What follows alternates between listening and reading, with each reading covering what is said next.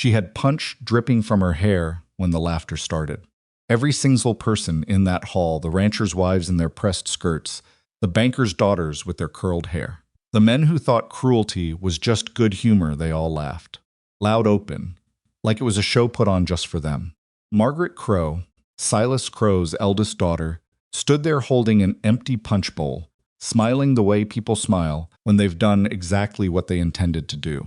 And nobody stopped her.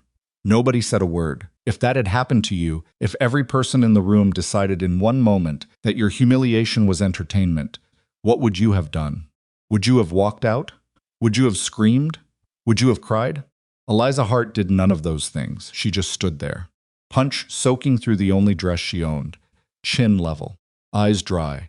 And that moment, that single, unbearable moment, was the night everything in Red Willow began to change. If this story is already pulling at something in your chest, I want you to hit that subscribe button right now and drop your city or country. In the comments below, I want to see how far this story travels. Every like tells me you want more, and trust me, what happens next in Eliza's story will keep you up at night. Don't go anywhere. The town of Red Willow had a way of deciding who you were before you ever opened your mouth. It wasn't a mean town, exactly. It wasn't the kind of place where people left rattlesnakes on your doorstep or poisoned your water. It was subtler than that, and in some ways that made it worse. Red Willow did its damage with silence, with the slow turn of a head when you walked past, with the way a conversation stopped the moment you stepped into the general store, then started right back up again a half-second later, like you were no more significant than a draft of cold air coming through a cracked door. Eliza Hart had arrived in Red Willow 14 months ago with a borrowed wagon, a crate of kitchen tools, and a story she didn't volunteer to anyone. She was 29 years old, not particularly tall, not particularly small, with calloused hands and a face that had seen more weather than most women her age. Her hair was brown, and she wore it simple. Her clothes were clean, but they were not fine. She had no husband, no father, no brother riding alongside her, and in a town like Red Willow in those years, a woman without a man attached to her name was like a homestead without a deed, technically there, technically real, but not quite belonging to anyone's map. She had come from the Hart family ranch 2 counties east, a property that had been in her family for 3 generations before drought, bad debt, and a series of decisions made by people who were no longer alive to answer for them had stripped it to nothing. Her father had died, owing more than he owned. Her mother had followed 2 winters later, quietly the way tired people sometimes do. And Eliza, who had managed the household accounts and the livestock records and the seasonal planting schedules since she was 16 years old, had found herself suddenly holding the paperwork for a ranch that no longer existed and a life that needed to be entirely rebuilt from the foundation up. She had chosen Red Willow because she knew someone there, Hattie Drummond, who ran a boarding house on the south end of Maple Street and had once been friendly with Eliza's mother. Hattie was not a warm woman, but she was fair, and she had offered Eliza a corner room in exchange for cooking the morning meal for the other boarders.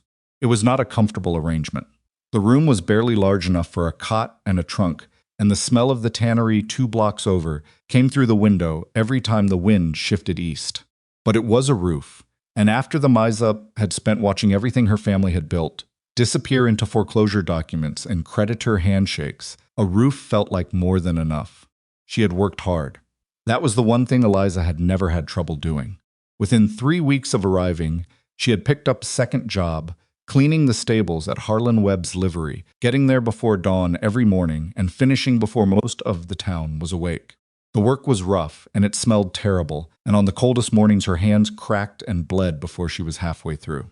But Harlan paid on time and didn't talk much, and those 2 qualities had become more valuable to her than almost anything else.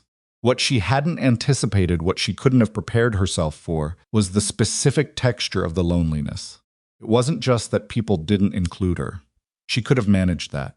She had spent years working alone on the ranch, weeks at a time with nobody to talk to but the livestock and the wind, and she had made a kind of peace with her own company.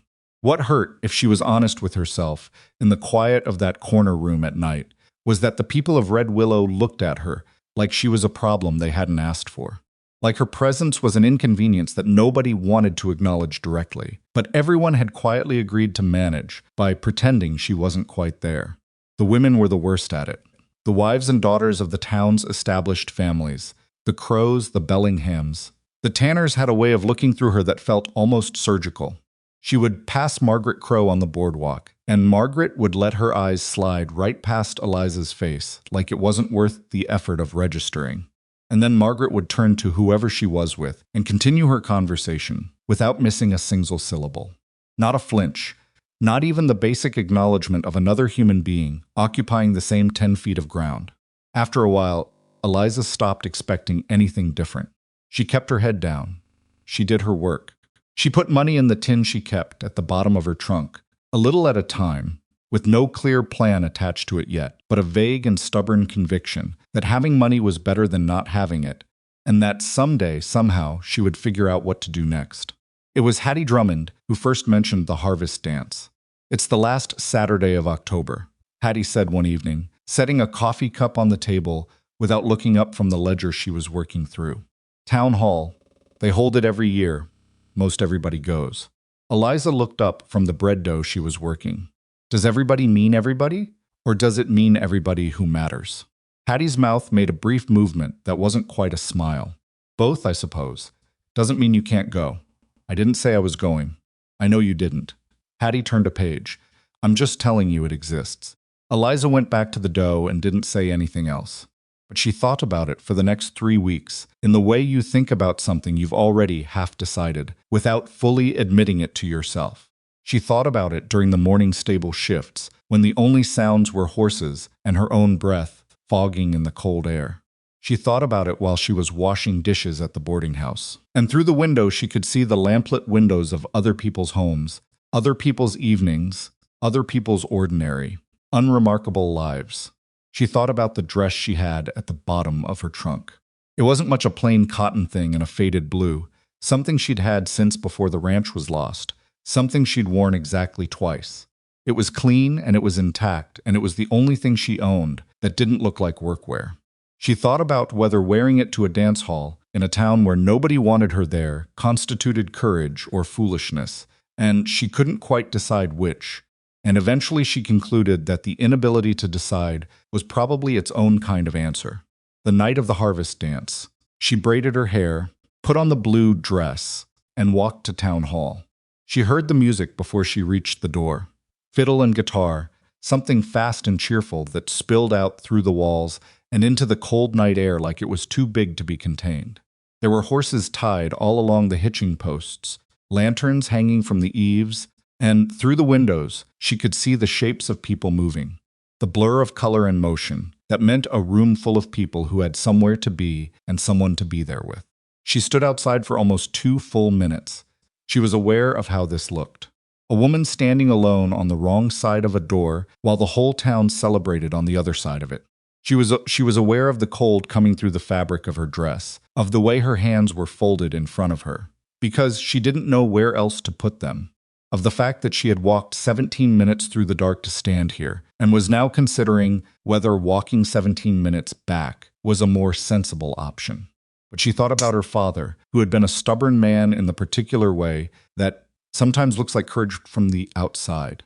She thought about her mother, who had kept supper on the table during years when there was almost nothing to make it from, and had never once asked anyone to feel sorry about it. And she opened the door and walked inside. The heat hit her first. Candles and bodies and the particular warmth of a room that's been full of people for hours. Then the smell tobacco and roasted corn and perfume, and the faint undercurrent of wood smoke from the iron stove in the corner. Then the sound, everything at once, the fiddle and the laughter, and the shuffle of boots on the wooden floor. And then, almost immediately, the quality of the room shifted. It wasn't dramatic the first moment. It was just a few heads turning near the door, a few conversations dropping a note in volume, the way a group of people quietly registers that something has walked in that changes the atmosphere slightly. Eliza felt it on her skin before she saw it in their faces. She moved along the edge of the room, looking for somewhere to stand that wasn't in anyone's direct path, and she found a spot near the long table with the refreshments and stood there with her hands still folded in front of her and her face as calm as she could keep it.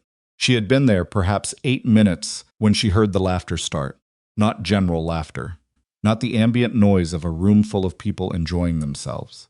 This was pointed. She heard her name not loud but distinct, carrying across the room the way sound does when it's aimed. She didn't look up immediately, which was a mistake, because she was still looking at the floor when Margaret Crowe appeared in front of her. Margaret was 25, blonde, wearing a dress that probably cost more than Eliza's monthly wages. She was holding a glass punch bowl with the casual confidence of someone who has never once in her life had to be careful about anything breakable, and she was smiling with a kind of bright, emptying pleasantness that had absolutely nothing warm in it. "Oh, Eliza," she said. Her voice was just loud enough to carry. "I didn't realize the stable help was invited." The fiddle kept playing. A few people nearby turned to look. "I invited myself," Eliza said. It was a mistake to answer. She knew that even as the words came out. Because Margaret's smile didn't change, it sharpened, and she tilted the punch bowl slightly, like she was just adjusting her grip, and then the entire contents of it came down across Eliza's shoulder and chest and soaked straight through to the dress beneath. The cold of it hit her like a physical blow. Her breath went short. She stood completely still while the red liquid dripped from her collarbone down the front of the blue dress, and for a single suspended second, the room went quiet enough that she could hear the candles. Then Margaret said, her voice carrying perfectly, "Oh, how clumsy of me." And the room exploded with laughter. Not everyone. She wanted to remember that afterward, it was not every single person in that hall. There were faces that looked away, faces that went uncomfortable. One woman near the door who pressed her hand to her mouth. But the laughter was loud enough and real enough and sustained enough that the distinction didn't matter much in the moment. The Crowe daughters were laughing. The Bellingham boys were laughing. Several of the ranchers' wives were laughing behind their hands with the particular gentility of people who wanted to participate in cruelty without being seen to enjoy it too openly. Eliza stood in the middle of it. She didn't cry.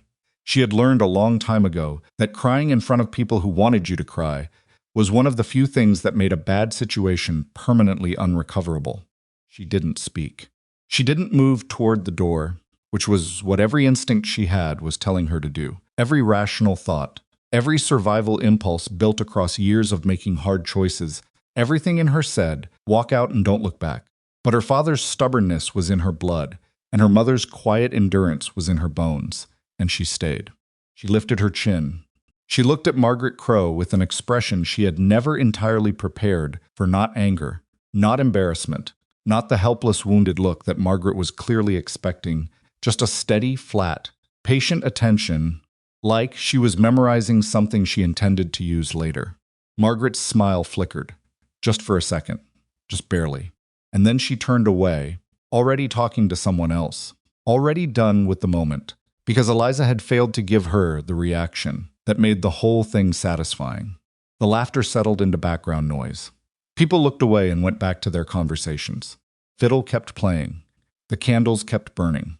And Eliza stood there in a punch-soaked dress in the middle of a room full of people who had all just collectively decided she didn't matter, and she did the only thing she could think to do. She stayed exactly where she was. She was not comfortable. She was cold and wet, and her dress was ruined, and she could feel the stares from the edges of the room even when she wasn't looking in their direction, that particular kind of surveillance that pretends to be something else. She was angry too. She wouldn't lie to herself about that. The anger was a hot, specific thing sitting in the center of her chest, not wild but controlled, banked down like a fire you're keeping for later. She stood there for what felt like a long time, but was probably 10 minutes. The punch dried against the front of her dress and turned stiff. Her hands had finally unclenched. She was considering, seriously, whether she had proven whatever it was she needed to prove by staying, and whether she could now leave with something resembling dignity intact when she heard the door to the dance hall open. Not the front door, the side one, the one that faced the street.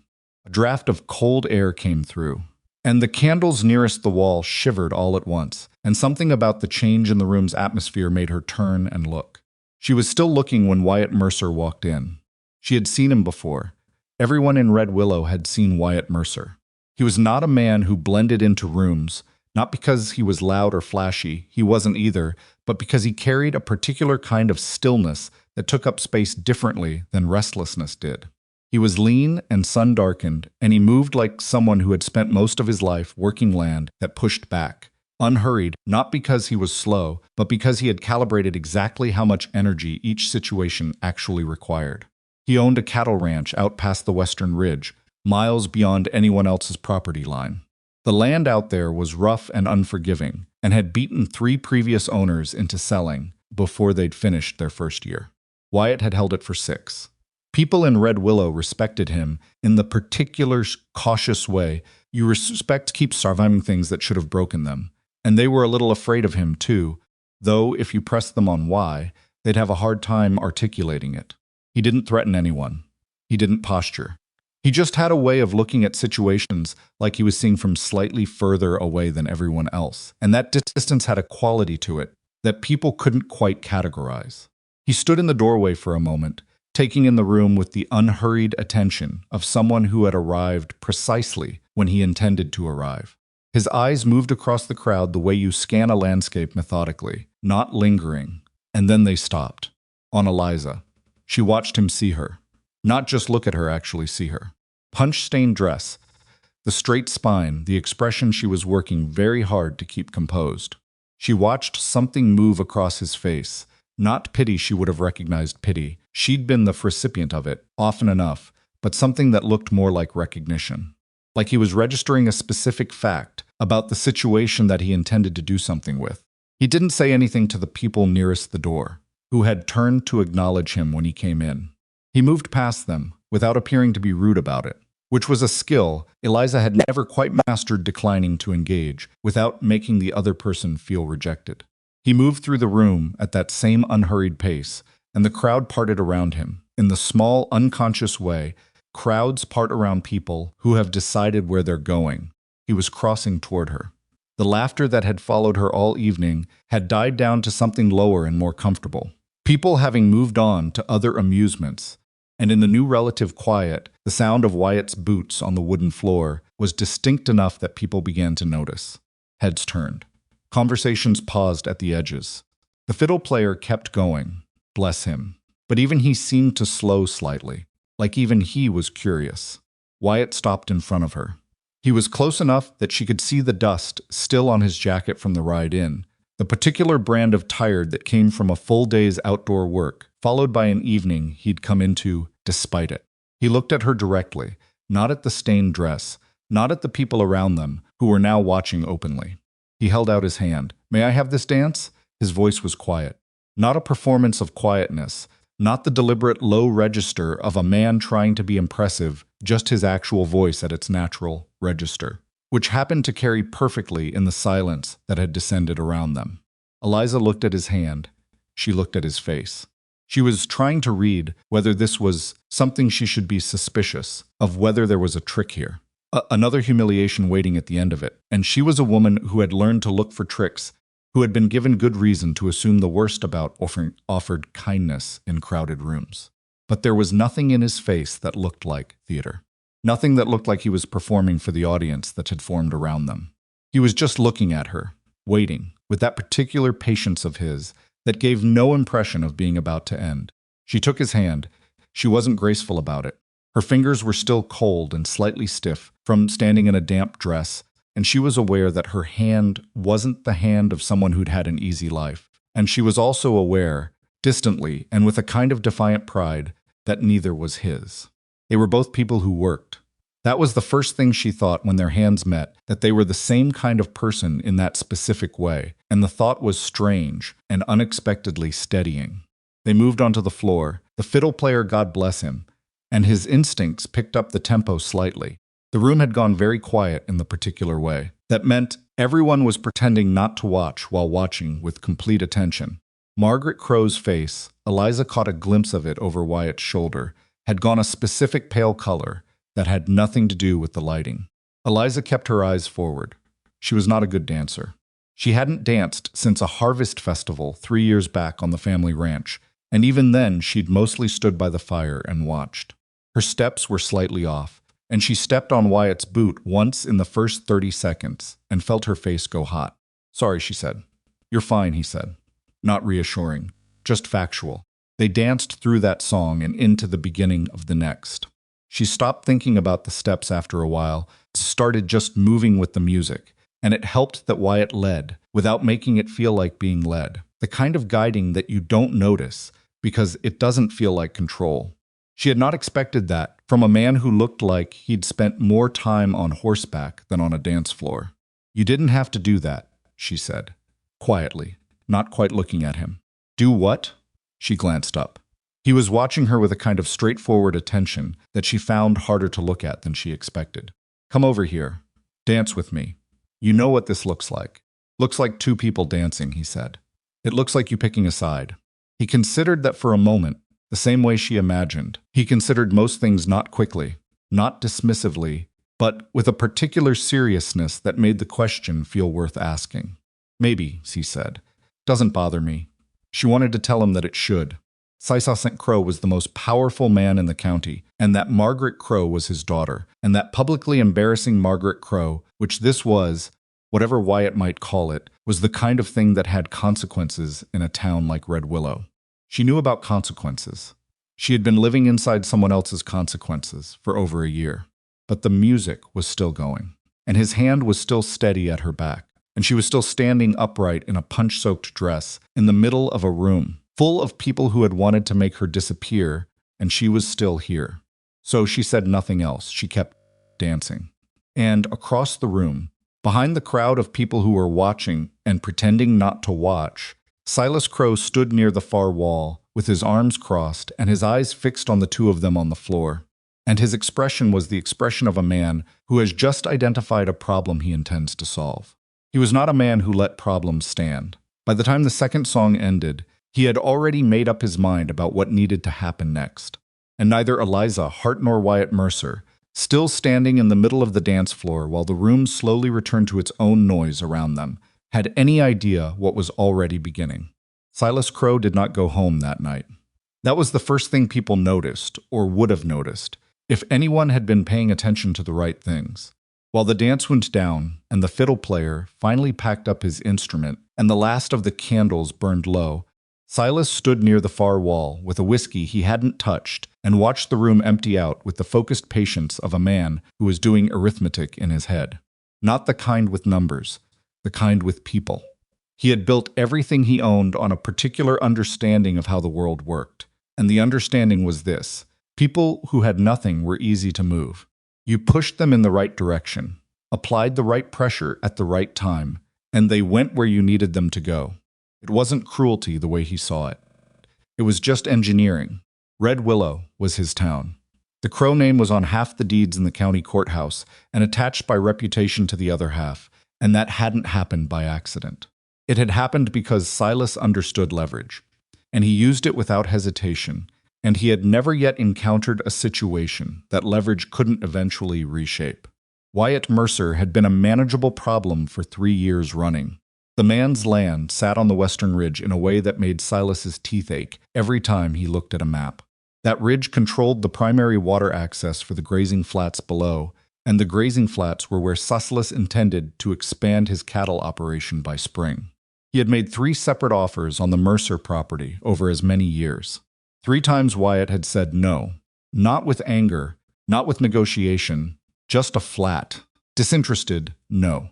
The same way you'd decline a second helping of food you didn't want. The last time Silas had sent his man Vickers out to make the offer, Wyatt had apparently listened to the whole thing without expression, and then said, "Tell him the answer's still no," and gone back to whatever he was doing without another word. It was the lack of anger that bothered Silas most. Anger meant vulnerability. Anger meant there was a pressure point. Wyatt's indifference was harder to work with. But tonight Wyatt had made a mistake.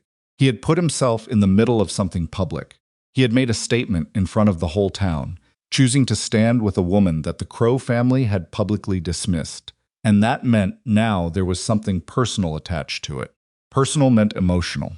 Emotional meant sloppy, and sloppy Silas had found was something you could use.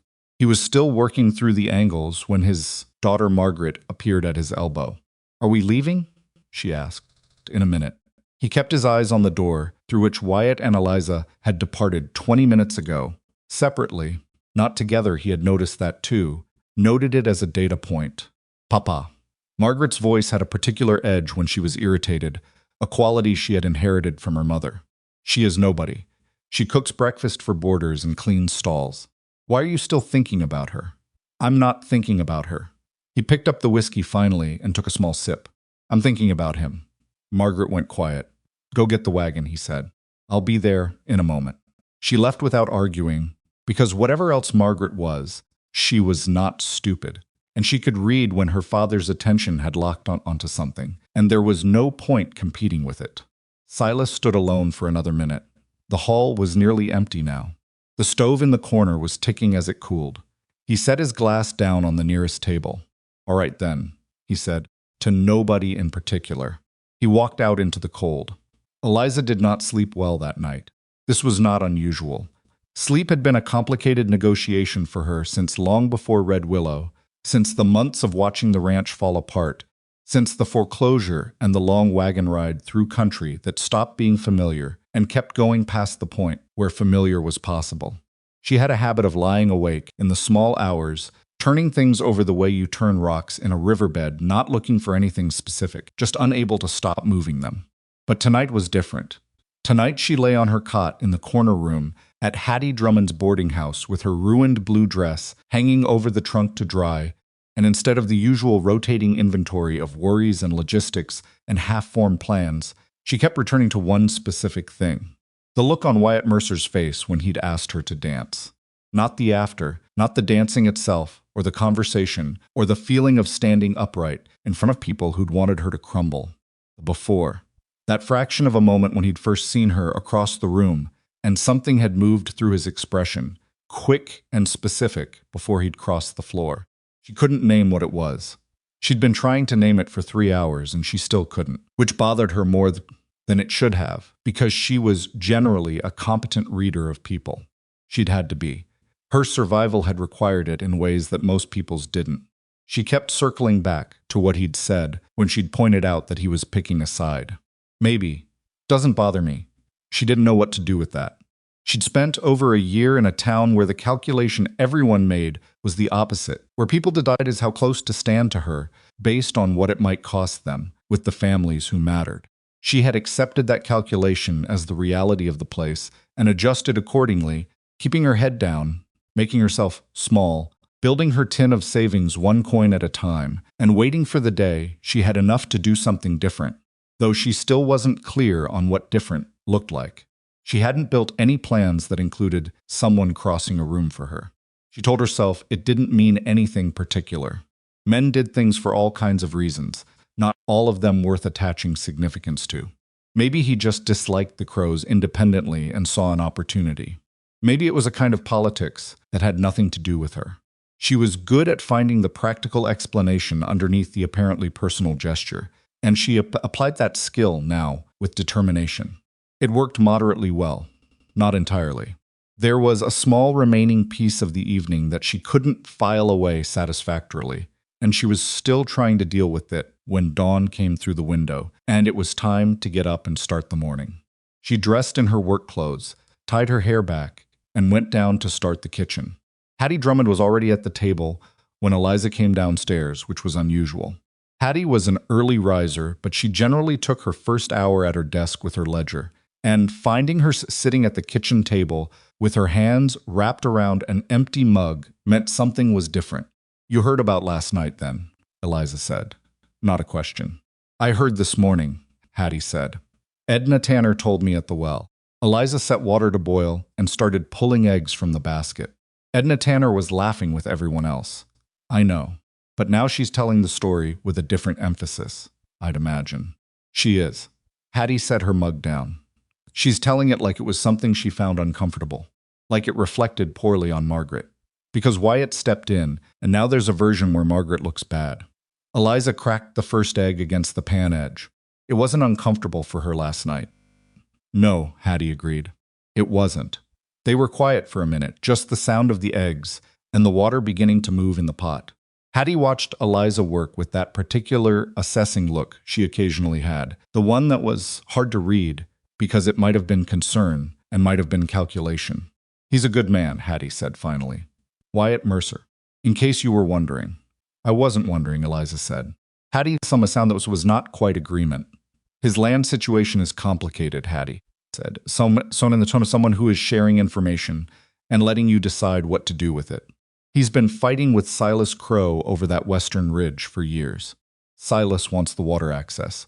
Wyatt won't sell. It's been an ugly back and forth." Eliza turned from the stove, and now Wyatt just stood up publicly against Silas's daughter. "Yes." She turned back to the stove. She moved the eggs and said nothing else, because she was working through the implications, and she needed the quiet to do it properly.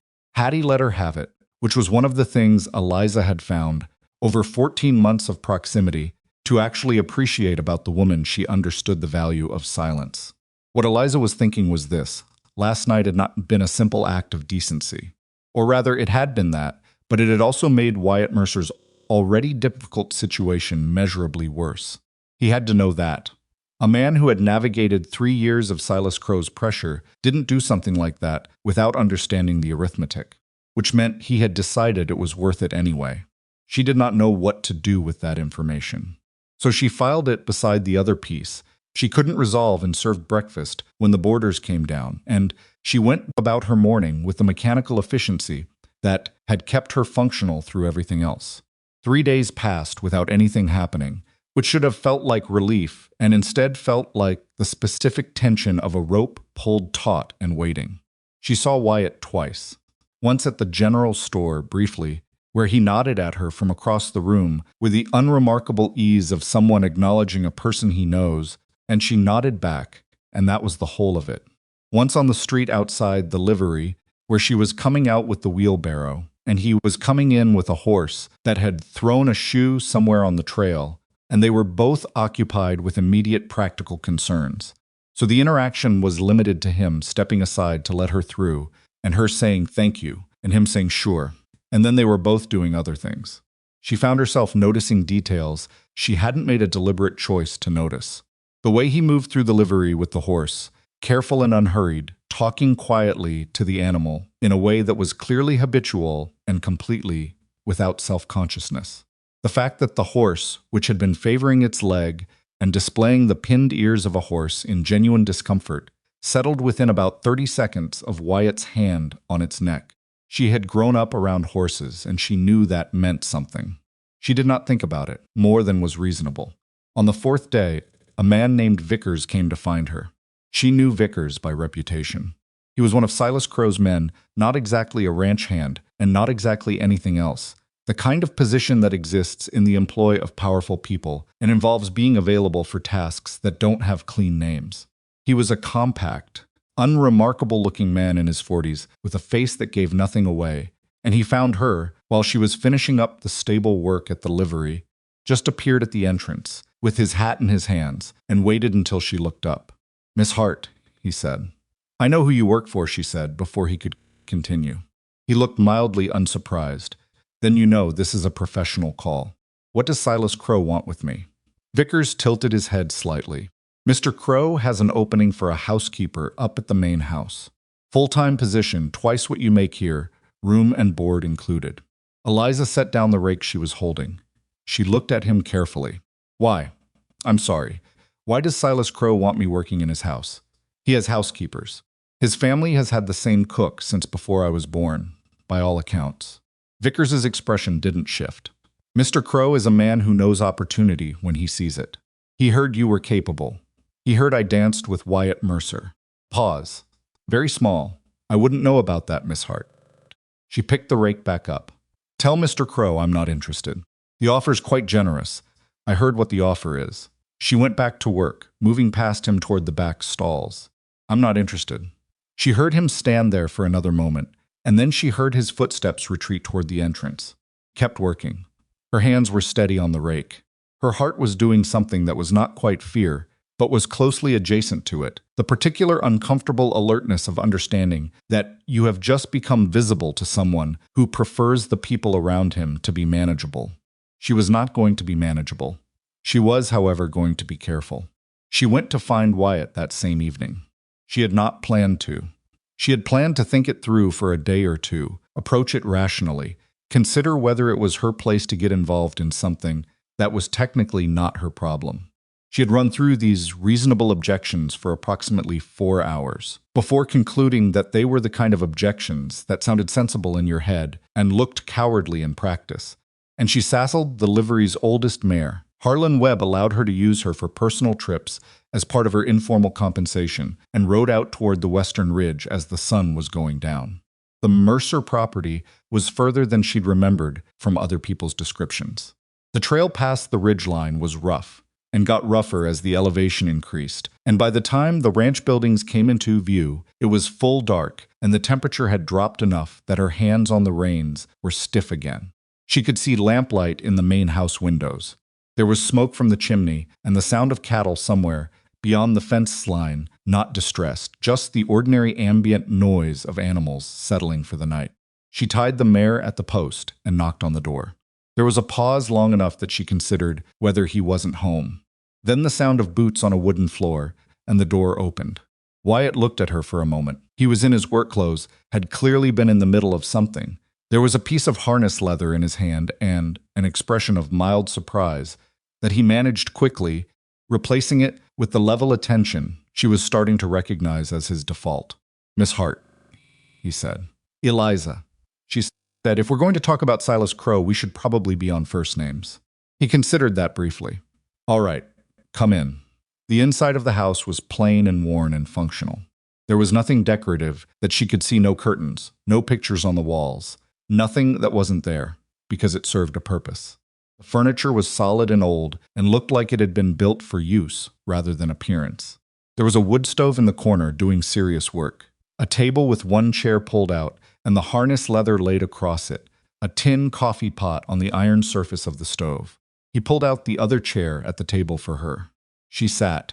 He poured coffee into a mug she didn't ask for and set it in front of her, and then sat across from her with his own and waited.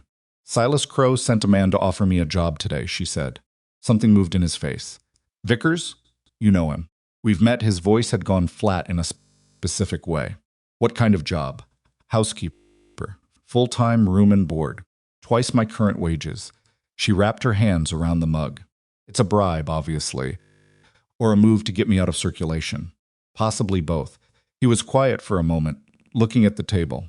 "You told him no." "Of course I told him no. You didn't have to come out here to tell me that." "No," she said. "I came out here because I think you should know that Silas is moving faster than you might be expecting. And I wanted to understand what exactly I walked into the middle of by being at that dance hall." He looked up. There was something in his expression that wasn't quite amused and wasn't quite impressed, something that landed between those two things. "You're not the one who walked into anything. I made a choice. I know you did. That's why I'm here." She met his eyes directly. "I don't like owing people things. If you made that choice in my direction, I want to understand why, and I want to understand what it costs you, because then I can make an informed decision about what to do next." He was quiet for long enough that she thought he might not answer.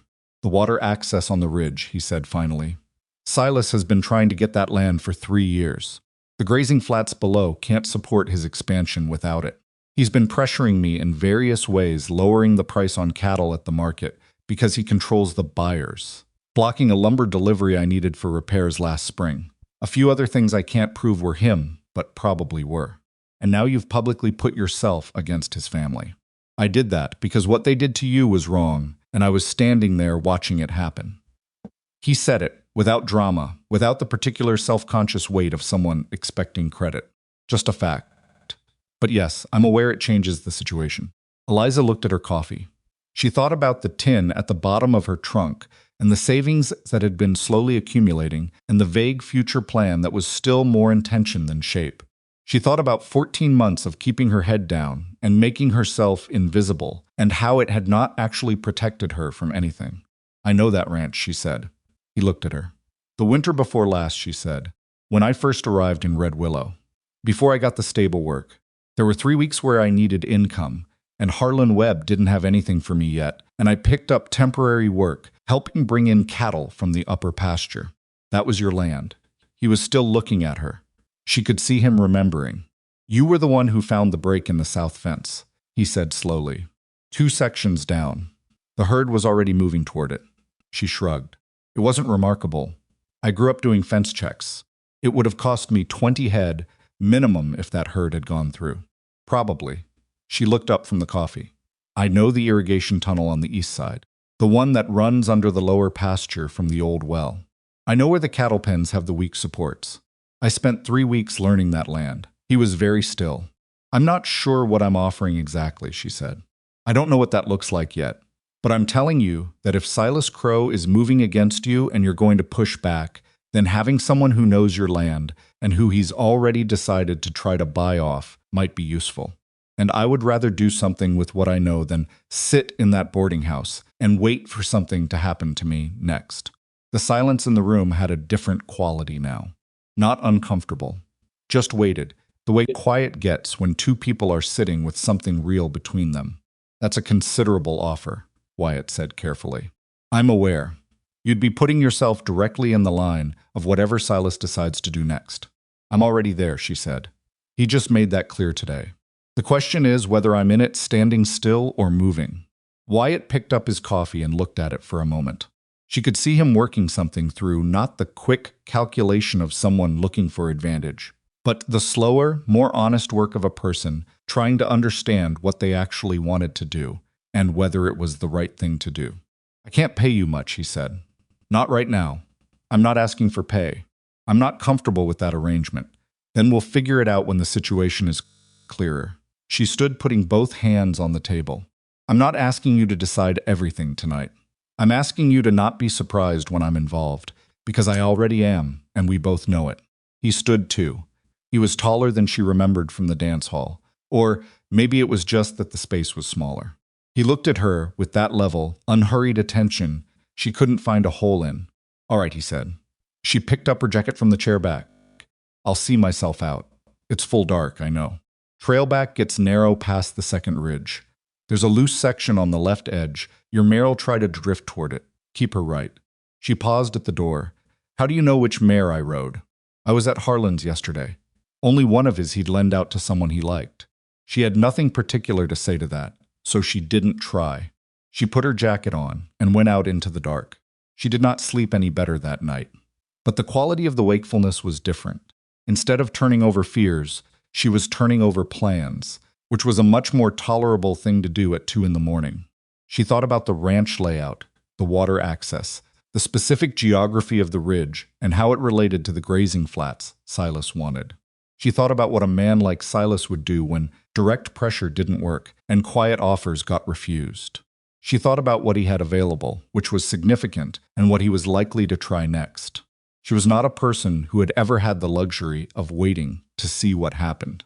On the family ranch, that approach had ended badly. You identified the problem before it got to you. You worked out what the options were, and you moved on the best one you had. Sometimes the best option was not very good. You moved on it anyway. She had a feeling that whatever was coming from Silas Crowe was going to require that same approach. She didn't know yet how right she was. The following week was deceptively ordinary. Wyatt came into town twice that she knew of, once for supplies, once for business at the land office that he didn't explain and she didn't ask about. They crossed paths at the livery the second time, and she told him, quietly and quickly, that she'd heard Silas had made 2 calls on neighboring ranchers to the north of Wyatt's property. She'd heard this from Harlan Webb's wife, who heard most things and shared them with selective judgment. Wyatt nodded and said he'd heard the same. They didn't linger. Margaret Crowe had apparently told the story of the harvest dance to enough people that it had mutated through several versions by now, ranging from an account in which she was the wronged party, to one in which Wyatt Mercer had behaved with bizarre impropriety, to one in which Eliza had somehow contrived the whole situation for obscure purposes. Eliza let the version circulate. She found she cared less than she expected. Something had shifted in her since that night, not dramatically, not in a way that announced itself, but in the practical way that things shift when you've stopped waiting and started doing. She began, in the mornings before her boarding house duties, to ride out toward the western ridge, not to the ranch itself. just along the lower trails, reacquainting herself with the geography she'd half learned during those 3 weeks of temporary work. She moved through the landscape the way you reread a document you studied once, before not looking for new information exactly, but refreshing what was already there, making it crisp again. The terrain was rugged and beautiful in the particular way of places that don't care whether you find them beautiful.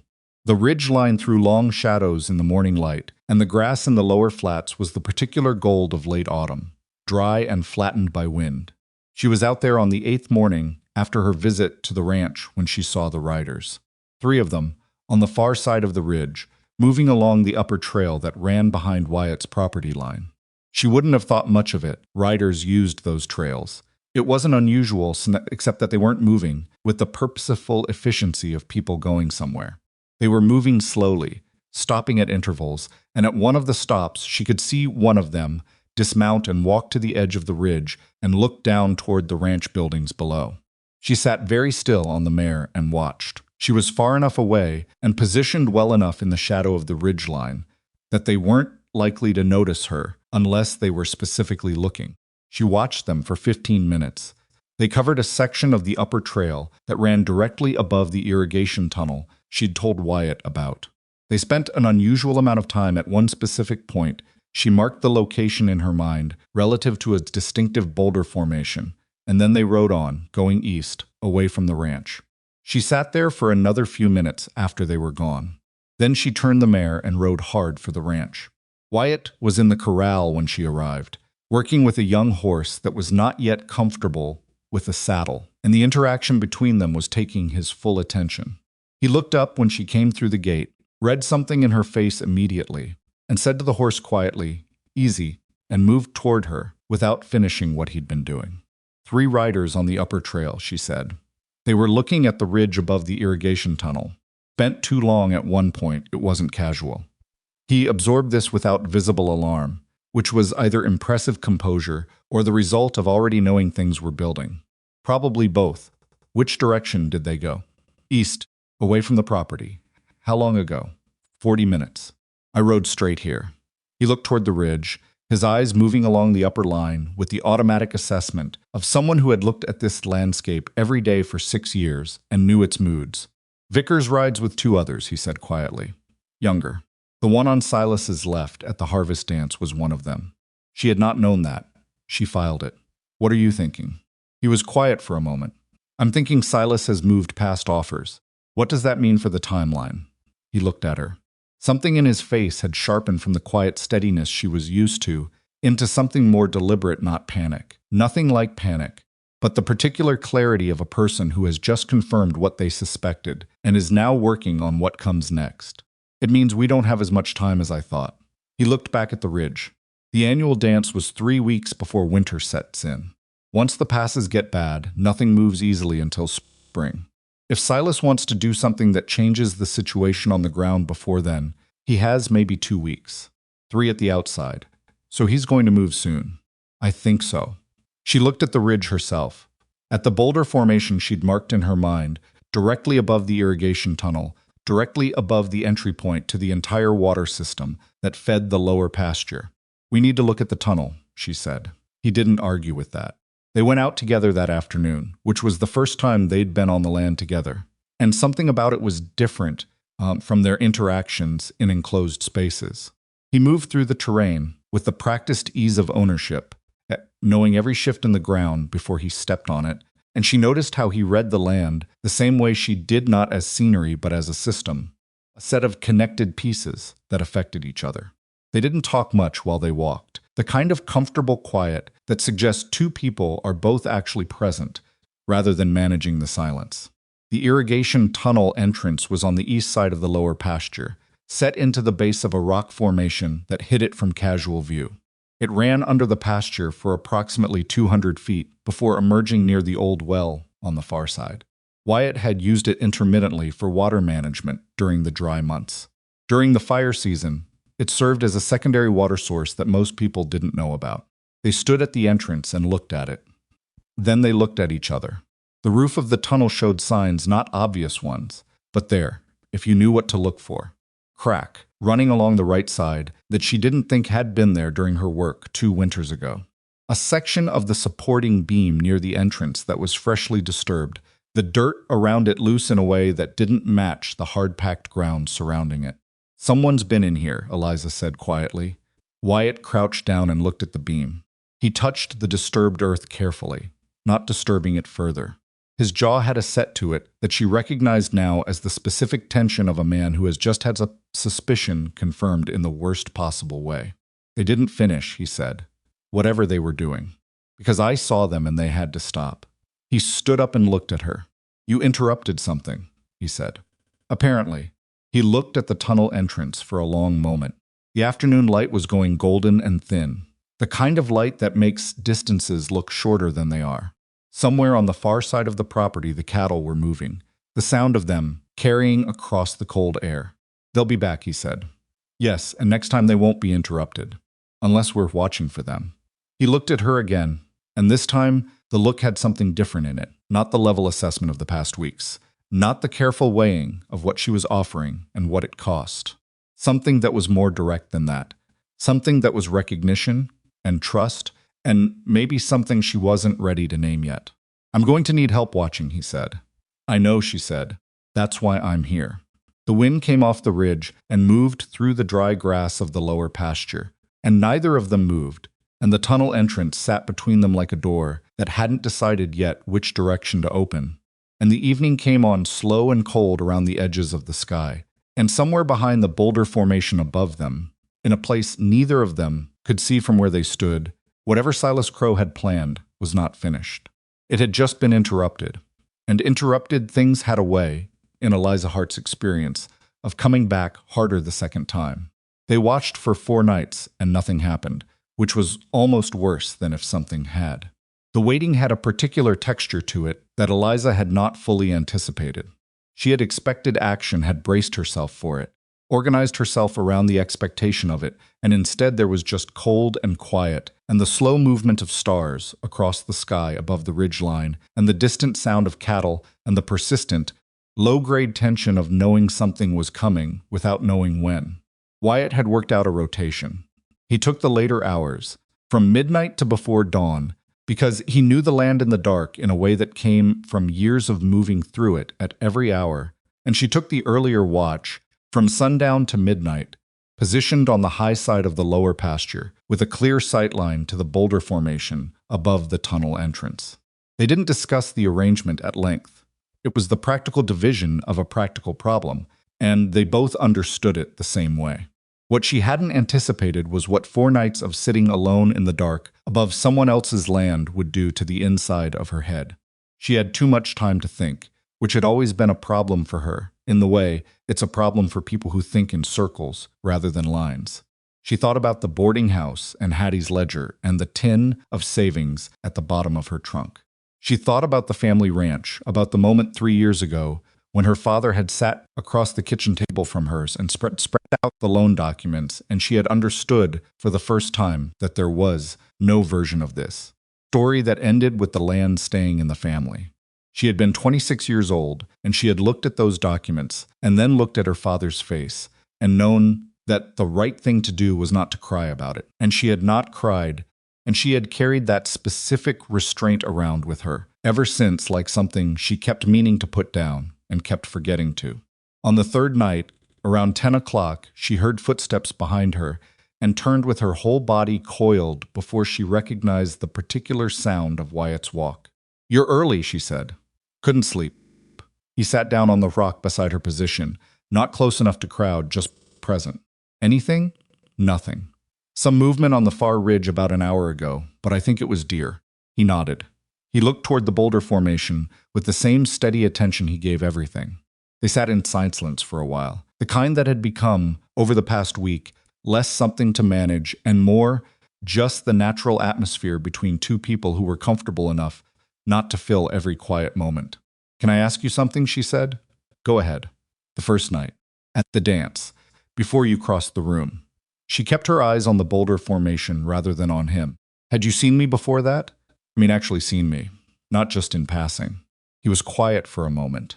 She could feel him deciding how to answer, not in an evasive way, but in the way someone thinks about how to say something accurately rather than conveniently. 3 days before, he said, at Harlan's. You were finishing up and I was bringing in a horse. You didn't notice me, I don't think. What did you see? Another pause. You were talking to the mare in the end stall, the old gray one. She'd gotten something in her eye, and you were working it out, and you were talking to her the whole time in this very quiet, matter-of-fact way, like it was just the two of you, and you had all the time in the world, even though I could tell from how you were moving that you'd been working for hours, and you were tired. She didn't say anything, I thought. He stopped, started again. I thought you were someone who didn't perform anything, that you were just exactly what you were, and you did it whether or not anybody was watching. She sat with that for a moment. The wind came off the ridge and moved her hair across her face, and she pushed it back with one hand. That's not always a virtue, she said. I've been told it comes across as cold. It's not cold. Some people think it is. Some people want a performance, he said, with the flat simplicity of someone who has thought about this and arrived at a conclusion that doesn't require elaboration. She almost said something, and then decided against it. She looked at the boulder formation instead, and the sky above it where the stars were very clear and very cold, and she sat with the specific feeling of being understood accurately by someone who had no obligation to bother, and she did not know what to do with that feeling, so she just let it sit there unaddressed. We should sleep in shifts, she said finally. Both of us being out here doesn't help. You need to be rested if something actually happens. So do you. I'll be fine. You've been out here 4 hours already. Wyatt, she looked at him directly. Go sleep for a few hours. I'll wake you at midnight. He looked at her for a moment with the expression of someone deciding whether to argue, and apparently concluded it wasn't worth it. He stood up, brushed off his jacket. Midnight, he said. Midnight. He went back toward the house. She watched him go until he was just a shape, and then not even that, absorbed into the dark of the property. And then she turned back to the boulder formation, and the stars, and the quiet, and she sat with her thoughts and her cold hands, and the particular ache in her back from too many nights on hard ground, and she waited. The fire started on the 5th night. She smelled it before she saw it. That was the thing she remembered afterward. The smell arriving first, the sharp particular smell of burning wood that was different from the wood stove smell she'd grown up with, more aggressive, more total. She was halfway through her watch, positioned on the high side of the pasture, and she turned toward the smell, and then she saw the orange edge of it beginning at the far corner of the main barn. She was moving before the thought was fully formed. She hit the farmhouse door at a run and didn't knock, just pushed it open and went straight to the back room where Wyatt slept and put her hand on his shoulder hard. He was awake before she finished saying his name. Fire, she said. Far corner of the barn. It just started. He was on his feet in 3 seconds. She had already turned and was going back out the door. Outside, the fire had moved. That was the terrifying thing about it, how fast it moved, how confident it was, like it had been waiting for permission and was now making up for lost time. Corner of the barn was fully involved, and the wall beside it was beginning to catch, and the wind that had been cold and steady all night was pushing east, which meant it was pushing directly toward the second structure, the equipment shed, and beyond that toward the cattle pens. The pens, she said. Wyatt was already at the water trough, pulling the emergency line he kept there, the practical preparation of a man who had lived through dry seasons and knew what they meant. Get back from the barn. The cattle, Wyatt. If the fire reaches the pens, I know. He had the line running now, the water coming, turning toward the barn wall with the focused intensity of a man who understood that the first 3 minutes of a fire were everything. Get to the well, open the secondary line. She was already going. The secondary line was on the east side of the pasture, connected to the old well through a system of pipes that Wyatt had installed the previous spring. She had noticed it on her first survey of the land and filed it as relevant. She reached it and opened the valve and heard the groan of water moving through old pipes and said something urgent and unkind under her breath while she waited for the pressure to build. The fire was bigger now. The whole side of the barn was lit, and the light of it made the night strange, everything orange-shadowed and unfamiliar. The familiar shapes of the property turned dramatic and wrong. She could hear the cattle now, the frightened sound of animals who know something is wrong, but can't identify what or where to go. Pipe pressure built. She grabbed the secondary line and started moving toward the space between the barn and the equipment shed, the most critical gap to hold, and the heat coming off the barn wall was substantial enough to feel on her face from 20 feet away. Wyatt was somewhere on the other side of the barn. She could see the arc of water from his line in the orange light. She couldn't see him directly. The smoke was getting thicker, not overwhelming yet, but significant, the kind that makes your eyes water and your chest tighten if you breathe too deeply. She worked the gap between the buildings, wetting down the equipment shed wall with everything the secondary line could provide. Her arms ached with the effort of holding it. The heat on her face was getting worse. Then she heard the cattle, not just frightened noise cattle. The specific, urgent, escalating sound of animals in a confined space that is getting smaller, and she turned and looked at the pens and understood immediately what she was seeing. The fence post on the eastern corner of the near pen was already smoking. The fire hadn't reached it yet, but the radiant heat from the barn wall was enough, and when that post the whole section would go, and the cattle in the near pen were already pressed to the far side of it with the frantic energy of animals that had identified the danger and were running out of room to run from it. She made a decision.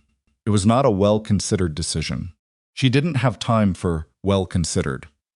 She looked at the gap between the buildings and the water line in her hand and did a rapid, brutal calculation. The shed wall was wet enough to hold for the next few minutes without her. Cattle pen would not last the next few minutes without intervention, and she dropped the line and went for the pens. Eliza. She heard Wyatt's voice from somewhere behind her, sharp and alarmed, and she didn't stop. The near pen gate had a simple latch that she'd noted on her first proper walkthrough of the property. She reached it, got the latch open, pulled the gate back, and got out of the way. The cattle didn't need encouragement. They came out in a surge, the particular controlled chaos of large animals moving fast, and she pressed herself against the fence post and let them go past, and then immediately moved to the next pen. "What are you doing?" Wyatt was beside her, suddenly appearing out of the smoke. "Open that gate," she said, pointing to the far pen. They'll scatter toward the canyon. Canyon walls will hold them. Open the gate." He looked at her for 1 second. 1 second only. Then he went for the gate. She got the second pen open. He got the third. The cattle moved not in a single direction, not cleanly. Nothing about it was clean, but the prevailing movement was east, toward the narrow canyon entrance she'd mapped in her head during her morning rides. The canyon had natural walls that would funnel them and hold them. They would not scatter beyond recovery. The heat from the barn was now significant enough that being near it was a physiological event. She could feel it on the back of her neck, on her forearms, through the fabric of her jacket. The smoke was thicker. "The tunnel," she said. He looked at her. "The irrigation tunnel. It comes out on the far side of the lower pasture past the canyon entrance. If we move along it, we can get behind the herd and hold them at the far end. The tunnel's 200 feet underground, 200 feet of stone. The fire can't follow us through stone." He looked at the fire, which was now fully consuming the barn and beginning to work on the roof of the equipment shed despite the wet down. He looked at the direction the herd had gone. She could see him doing the same brutal calculation she'd done 60 seconds ago, the same rapid reading of options and outcomes. "The entrance is on the east side," he said. "I know where it is. Tight. Single file. I know." He made the decision with his body, turning east without further discussion, and she went with him. They moved fast across the lower pasture, the fire behind them painting their shadows long and orange across the ground. The smoke was drifting east with the wind, but the open air of the pasture diluted it enough to breathe. She could hear the cattle ahead of them. The sound of the herd funneling into the canyon approached the way she'd predicted, and she ran the geometry of it in her head and thought it would hold. The tunnel entrance was where she remembered it. Wyatt had a lantern she didn't know when he'd grabbed it. At some point in the chaos, he'd had the presence of mind to get a lantern, and he lit it at the entrance and held it up so the light fell into the tunnel ahead. It was tight, stone walls close enough to brush both shoulders, ceiling low enough that Wyatt had to drop his head. The floor was damp from the irrigation water and uneven in places. "You first," he said. "You know the far end. I know the near end. You go first." She went in. The world changed immediately. The fire noise dropped to a muffled, distant thing. The heat vanished, replaced by the cool, constant temperature of deep ground. The lantern light threw their shadows in every direction at once, elongated and strange. The sound of their breathing and their footsteps filled the space entirely. She moved as fast as she could manage without losing her footing. The tunnel floor was treacherous in sections. She remembered one specific dip, about 2/3 of the way through, where the ground dropped and then rose again, where a person not paying attention could turn an ankle. She watched for it, found it, called back to Wyatt, stepped down here, then back up, and felt rather than saw him adjust behind her. The sound of the herd was audible even through the stone. The low-frequency rumble of moving cattle transmitted through the ground. They were still moving, still going in the right direction, she thought. She was focusing on the far end, on the growing sense that the exit was close, on the sound of the cattle above them, when she heard it. A sharp crack from above and behind, then another, then a sound like the deep settling groan of stone bearing weight it hadn't expected. She stopped. Wyatt stopped immediately behind her. That was the support beam, he said. His voice was completely level, the one that was disturbed. The crack they'd found near the tunnel entrance. The loose earth, the displaced beam. Whatever Silas's men had done to it, whatever they'd started, and she'd interrupted the fire above had finished. The heat was reaching the tunnel structure. The disturbed beam was failing. How far to the exit? Wyatt asked. She calculated. 60 feet, maybe less. Can we make it? Another groan of stone. A trickle of dirt from the ceiling between them, hitting her shoulder. Go, she said. She went. She did not run exactly. The footing wouldn't allow true running. Not without going down, but she moved at the absolute edge of what the ground would permit. Her hand on the wall for guidance. Her eyes on the faint change in the darkness ahead that meant the outside world. She could hear Wyatt right behind her, his breathing and his footsteps, and the sound of him moving with the same controlled urgency. The ceiling groaned. More dirt fell. She felt rather than saw the tunnel structure beginning to move, the particular vibration in the walls that meant settling, the kind of settling that didn't stop. The exit was there.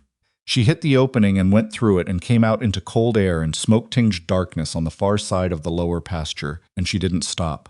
Kept moving forward and away from the tunnel mouth, and a second later Wyatt came through behind her.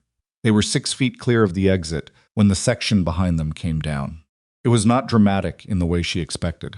It was a deep, contained sound, more felt in the chest than heard with the ears, and then a rush of disturbed air from the tunnel mouth, and then silence, and then the ordinary sound of the outside world reasserting itself. Wind, cattle nearby, the distant active roar of the fire back at the barn.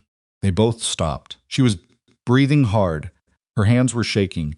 She noticed that with a distant clinical interest, registering it as information rather than alarm. Wyatt was beside her, also breathing hard, and she could see in the firelight, reflected off the smoke, that he had a cut somewhere on his forehead, a smear of blood from something she hadn't seen happen. "Are you hurt?" she asked. No. He reached up and touched the cut like he'd just discovered it. "You?" She checked herself in the automatic way. Something had happened to her left palm. She'd hit the wall coming out, and there was blood there. Not serious, just the surface kind. Her jacket had a burn on the back of the left sleeve she hadn't noticed happening. "I'm fine," she said. They both looked back toward the barn. The main structure was completely gone now. She could see the skeleton of the frame, still standing in the fire, the dark bones of it against the orange, and knew it would be fully down within the hour. The equipment shed had partially caught despite the water, though the far end of it appeared intact. The fire was still moving, but it had found the edge of what it could consume. There was a natural break in the terrain east of the shed, where the ground was rocky and bare, and the fire was finding that edge and beginning to hesitate. The cattle were in the canyon approach. She could hear them still moving, still unsettled, but confined. No herd sounds that indicated a full scatter. She sat down on the ground. She hadn't decided to sit.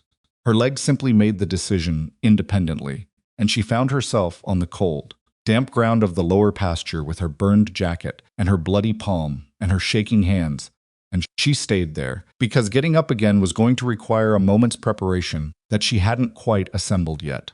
Wyatt sat down beside her, not asking, not commenting on it, just sitting. They watched the barn finish burning. "The metal box," Eliza said. He looked at her. "Near the tunnel entrance. I found something when we were coming in the second time, the night we went to check the disturbed beam. She had not mentioned it because she hadn't been sure what it was, hadn't had time to examine it properly. It was wedged into a gap in the rock formation above the entrance. Metal, heavier than it should be for its size. You didn't say anything. I wasn't sure it was relevant. I thought it might be old, something left from the previous owner. She looked at her bloody palm. I need to go back for it. Not tonight. Tomorrow, then. First thing. He was quiet for a moment. What do you think it is?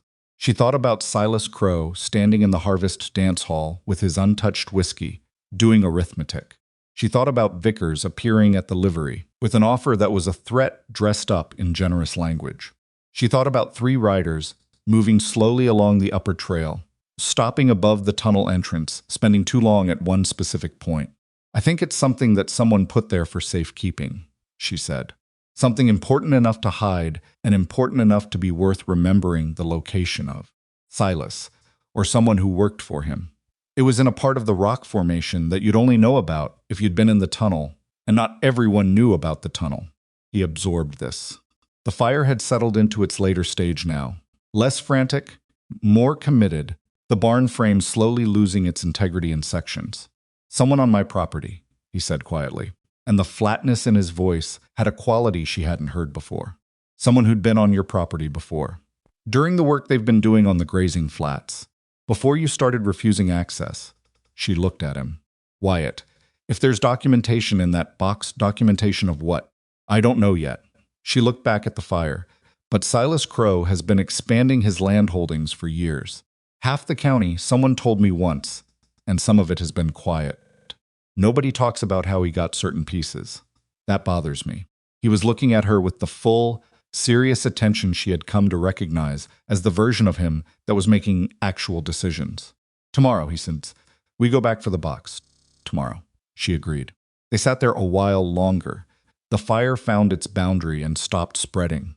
The cattle stayed in the canyon approach, the sounds of them settling from frightened to just inconvenienced. Somewhere above them, on the ridge, the stars were still out, indifferent to everything. Eliza's hands slowly stopped shaking. By the time the sun came up fully, 3 of Wyatt's neighboring ranchers had appeared. She hadn't expected that. She had expected the morning to be just the 2 of them, and the wreckage, and the cattle, and the immediate overwhelming logistics of assessing what was left. Instead, at first light, a wagon appeared coming down the western trail, and then another, and then a man on horseback she recognized as Thomas Lund, who ran the spread directly north of Wyatt's property line. Thomas Lund was not a man who had ever shown Wyatt or Eliza any particular warmth. He was 60, weathered, private, in the particular way of men who had built things through hard work and didn't trust easily. He climbed down from his horse and looked at the ruin of the barn and at Wyatt and at Eliza standing in the yard, and he said, "Saw the fire from the ridge last night. Came at first light." Wyatt looked at him. "We brought timber," Thomas said, gesturing back at the wagon. "Enough for a start." The second wagon carried 2 of the Bauer brothers from the south end of the valley, neither of whom said much, but both of whom climbed down and started moving toward the wreckage with the practical efficiency of men who understood that assessment preceded action. The man on horseback was someone she didn't know. A younger rancher from further east, whose name she learned later was Callum Reed, who had apparently ridden 3 hours when he saw the smoke on the horizon. Wyatt stood in the yard and looked at the 3 groups of men who had come without being called, and something moved across his face that she caught only because she was watching him, and not the newcomers. Something that was not sentimentality exactly, but was in the neighborhood of it, and that he managed quickly, replacing it with the practical expression of a man who had work to start. "I appreciate it," he said to Thomas Lund and to all of them. "Let's see what we're working with." She stepped back and let the men move toward the wreckage, and she turned and walked toward the far side of the lower pasture, toward the rock formation above the tunnel entrance, toward the metal box she had not yet gotten back to. She found it exactly where she'd left it in her memory, wedged into a crack in the lower face of the rock formation, 3 feet above the tunnel entrance, in a gap that was only visible from below and at a specific angle. She had to work her fingers into the crack to get purchase on it, and it was heavier than she expected, even knowing it was heavy, and when it finally came free, she had to catch it with both hands and nearly dropped it. It was a metal document box, old, dented, with a latch that had been worked enough times to move smoothly despite the age. Not locked. She looked toward the yard where the men were working. Wyatt was on the far side of the barn wreckage, with Thomas Lund, his back to her. She opened the box. What was inside was not one thing.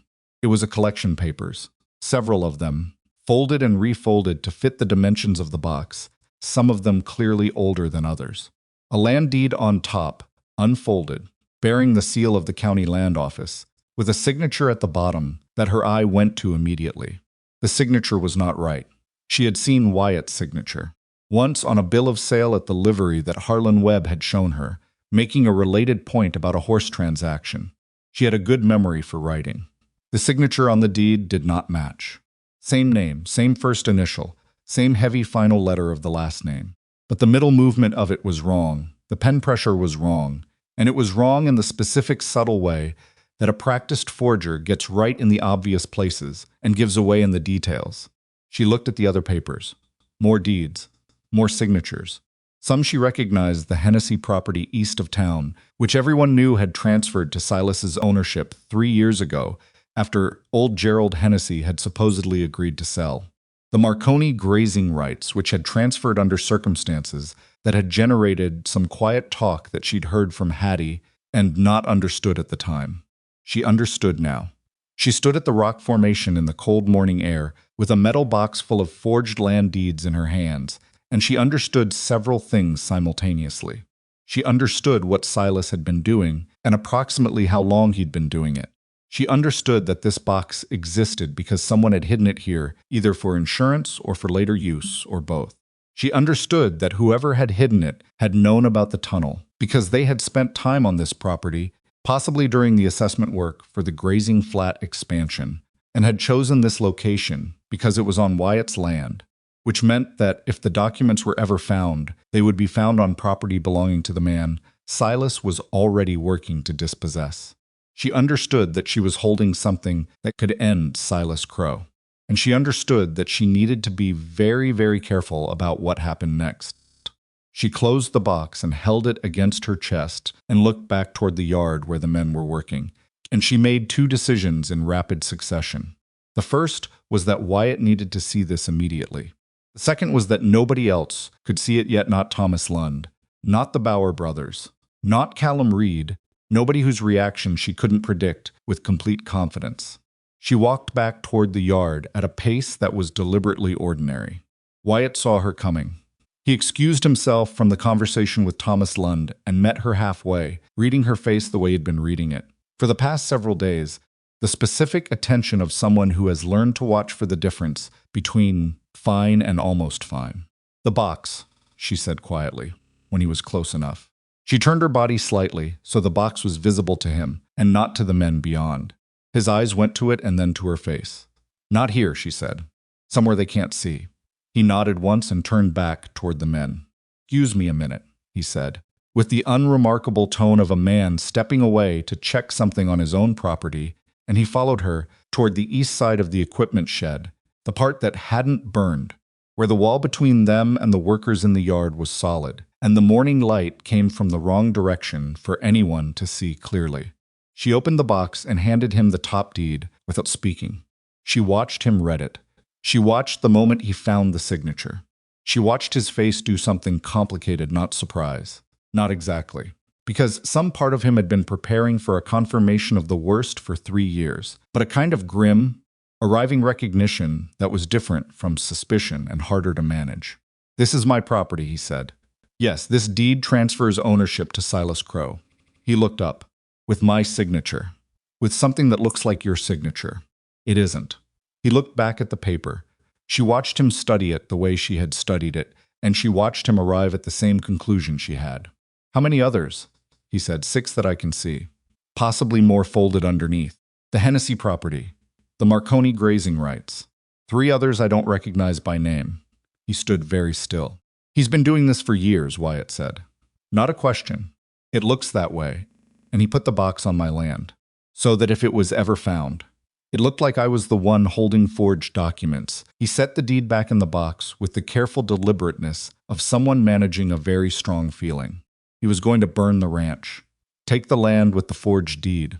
And if anything went wrong, if anyone started looking, they'd find this box on my property, and I'd be the one explaining forged paperwork. The full architecture of it, laid out like that, had a particular quality of cold cleverness that she had been trying not to admire, and now had to confront directly. He underestimated the tunnel, she said. He expected it to be inaccessible after they compromised the beam. He didn't know you had the emergency line, or that the cattle could be moved through the canyon. He didn't know you knew the land. She looked at the box. He made an offer to get me off the board, and when I refused, he assumed I was just going to stay irrelevant. Wyatt looked at her with the expression she still didn't have an adequate name for. He was wrong about that. Yes, she closed the box. He was wrong about several things. She held the box against her chest and looked toward the ridge, toward the boulder formation, toward the upper trail, where 3 riders had moved slowly and carefully a week ago. She thought about what it would mean to bring this box into town, to the land office, to whatever passed for legal authority in Red Willow, and she thought about what Silas Crowe would do when he found out it was gone from the rock face where his man had put it. She thought about the hearing that would need to happen, the room full of people who would need to listen. The names on those deeds, the properties, the families who had lost things they didn't know had been taken from them through paper and ink and a signature that wasn't theirs. She thought about standing in a harvest dance hall, with punch soaking through her dress, and a room full of people who had decided she didn't matter. "We need a plan," she said. "Yes," Wyatt said, a careful one. "Yes." She looked at him. "You trust Thomas Lund?" He thought about it, really thought about it, not the reflexive answer. "For this? I think so." He lost the Eastwater access 3 years ago in a deal with Silas that he's never talked about publicly. I always thought he felt cheated, but couldn't prove it. She nodded slowly. "Then we might need him." The morning light was coming fully over the ridge now, burning off the last of the smoke haze from the night's fire. Behind them, the sounds of men working the knock of timber being moved. Voices coordinating the start of something came over the wall of the equipment shed and into the quiet space, where they stood with the box and its contents, and the weight of what it meant. The barn was gone. The tunnel was gone. But they were standing on the right side of the property line, and they had in their hands something that Silas Crowe had spent years ensuring nobody would ever find, and the specific miscalculation he had made, the one where he'd decided that a woman who cooked breakfast at a boarding house and cleaned stalls at a livery was not worth accounting for, had just become the most consequential mistake of his considerable career. He didn't know that yet. That was the only advantage they had. And Eliza Hart understood, with the bone-deep practicality of someone who had survived on slim advantages before, that it would not last long. They told Thomas Lund that afternoon, not all of it at once. Wyatt was careful about, that careful in the way he was careful about most things, which meant he thought about the order of information and what each piece would do to the person receiving it before he handed it over. He waited until the Bauer brothers had gone home for the evening, and Callum Reed had ridden back east, and the yard was quiet except for Thomas's wagon still parked near the remains of the barn. Thomas himself sitting on the wagon bench, eating the food his wife had sent, and looking at the wreckage with the measuring eyes of a man calculating what the rebuild would require. Wyatt walked over and leaned against the wagon wheel and said, without preamble, "I need to ask you something about the Eastwater access." Thomas stopped chewing. "The deal you made with Silas 3 years ago," Wyatt said. "I'm not asking for details. I'm asking whether you felt like you had a real choice when you made it." Thomas was quiet for long enough that the silence had its own answer. He looked out over the scorched ground where the barn had been. He chewed and swallowed and didn't look at Wyatt. "Man like Silas," Thomas said finally, "has ways of making his preferences clear. What did he use on you?" "Water rights on the South Creek. He'd gotten hold of the upstream parcel the year before. Started managing the flow in ways that were technically legal and practically devastating. Came to me with an offer on the east access about 3 months into it." Thomas's voice was flat and deliberate, the voice of a man describing a wound he'd stopped expecting to heal. Offer was fair on paper. Situation that created it wasn't. Wyatt nodded slowly. "I signed," Thomas said. "I needed the water and he had it and I signed." He looked at Wyatt directly for the first time. "I've thought about that signature a considerable number of times since. What if that signature wasn't the only document that mattered?" Thomas looked at him. Wyatt glanced toward the east side of the equipment shed, where Eliza had been standing with the box, and Thomas followed his gaze. They spread the documents on the table inside the equipment, shed the undamaged half of it, the section that still had a roof and 4 walls, smelling of smoke and machine oil and the particular cold of a space that hadn't had a fire in it overnight. Thomas handled the papers like they were something that might bite him, which Eliza thought was appropriate given what they represented. She watched him go through them. She watched the moment he found the Marconi grazing rights transfer and recognized it, and she watched the color in his face change in the specific way it changes when a person understands that something they thought was one thing was actually something else entirely. Frank Marconi believed he signed over those rights, Thomas said. He wasn't talking to either of them in particular.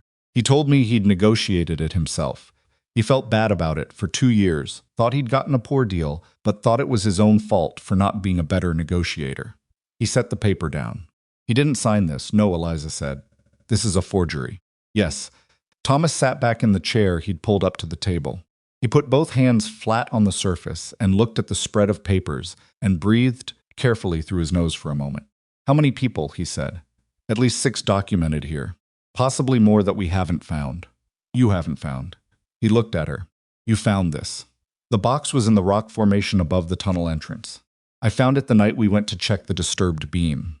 He absorbed this. You're Eliza Hart. You work at Drummond's boarding house. And the livery, she said. Yes. He looked at her for a moment with an expression she couldn't fully read. Then he looked at Wyatt. She found this on your property. She did. And it was put there by Silas's people. That's how we read it. Thomas put one hand over his mouth and sat like that for a moment. She gave him the time. She understood what it felt like to have the shape of something you'd been living with suddenly clarify into a different shape, not a smaller thing, not a simpler thing, but an accurate thing. An accuracy had a particular weight of its own that required a moment to absorb. The land office, Thomas said finally. Judge Harker handles deed disputes in this county. He's in Millfield, not Red Willow. That matters, Eliza said. It matters significantly. Thomas looked at her. Silas doesn't own Harker. He owns Aldous, the records clerk here in town. Harker is a different situation. Wyatt had gone still in the way she recognized as him processing something important. If we go to Harker directly, you bypass everything Silas controls locally, Thomas said. But Harker won't act on a document box found on private property without a formal hearing. He'll require the affected parties to present evidence, and he'll require Silas to respond.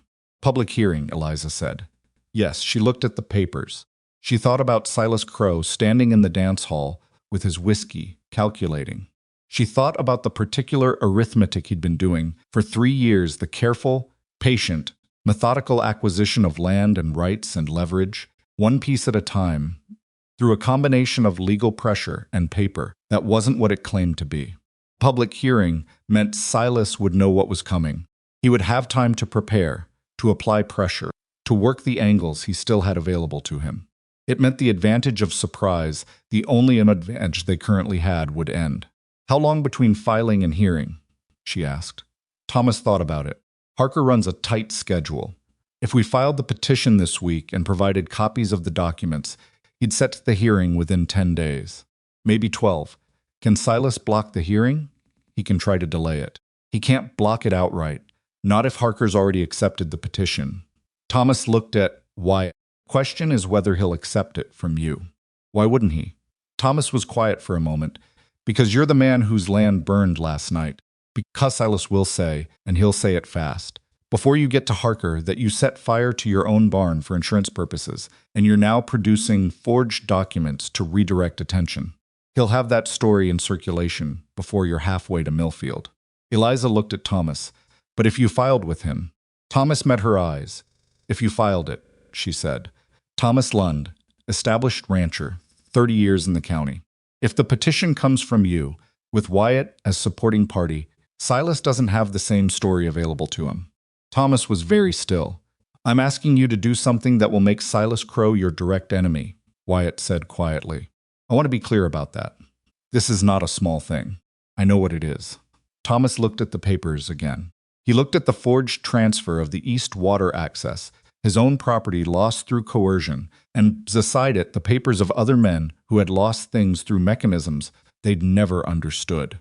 He sat with it for a long moment. Frank Marconi needs to know about this. His signature is on these papers, and it isn't his. He has the right to know, yes, Wyatt said, and the Hennessy family. Old Gerald died 2 years ago, but his son is still in the county.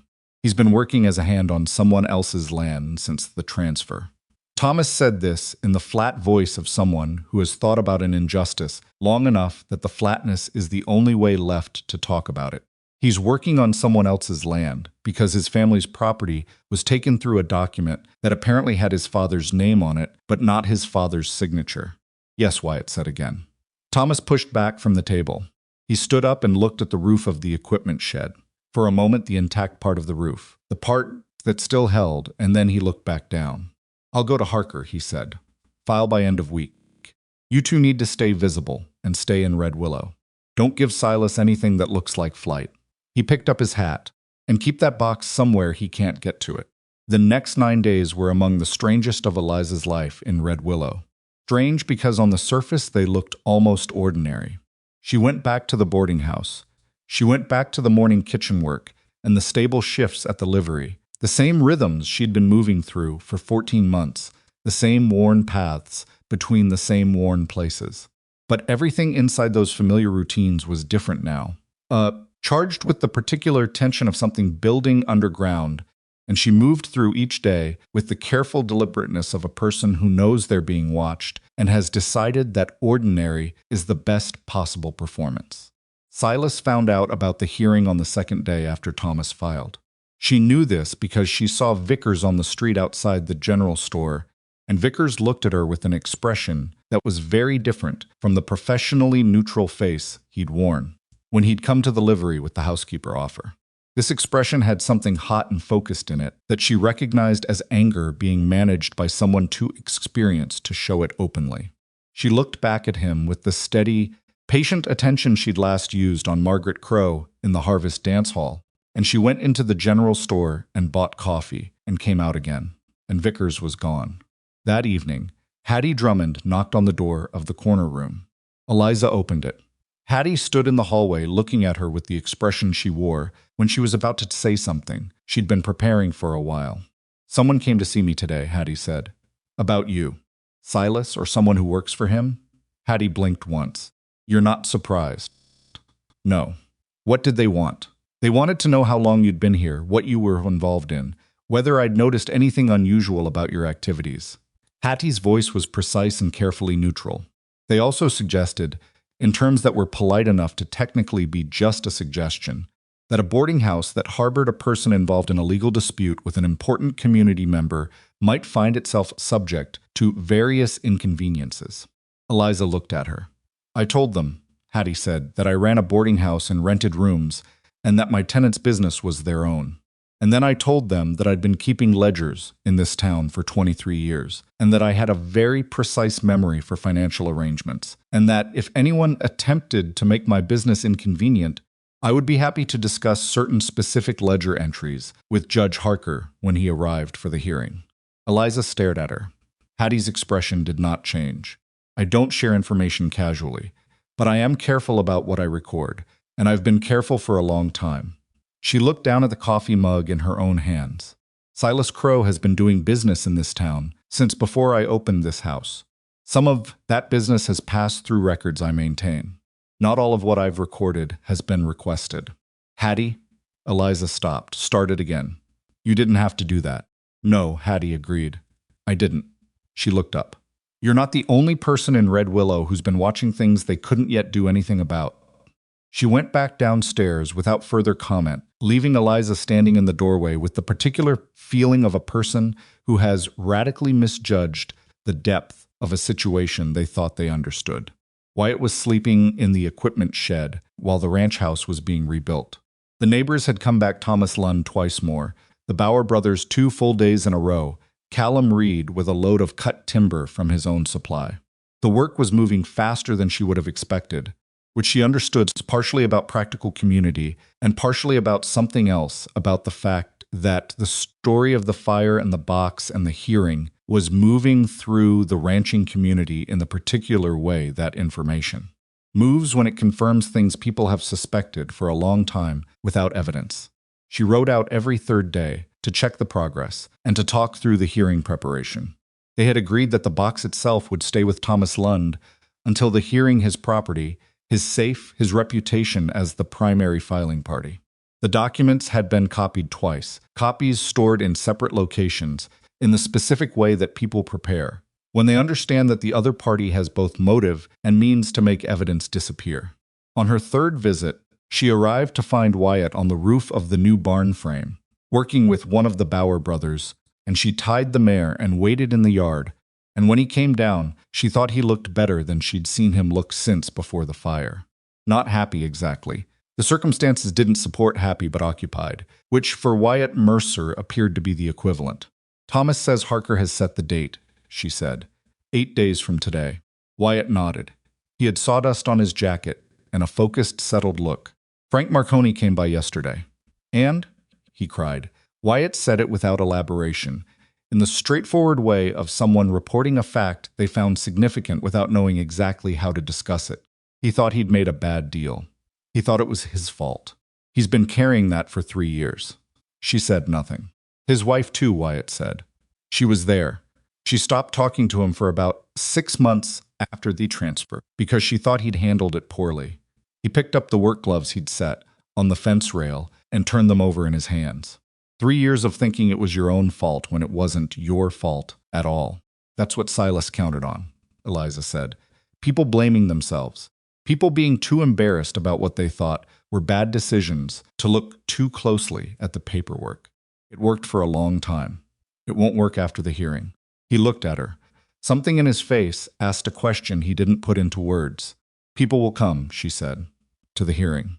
This kind of thing, when the story gets out, and it's getting out, Wyatt, you can hear it in the way people talk at the livery, and the store people will want to see it. Or they'll want to see us fail, and Silas walk away clean. That's also possible. Yes, she said, that's also possible.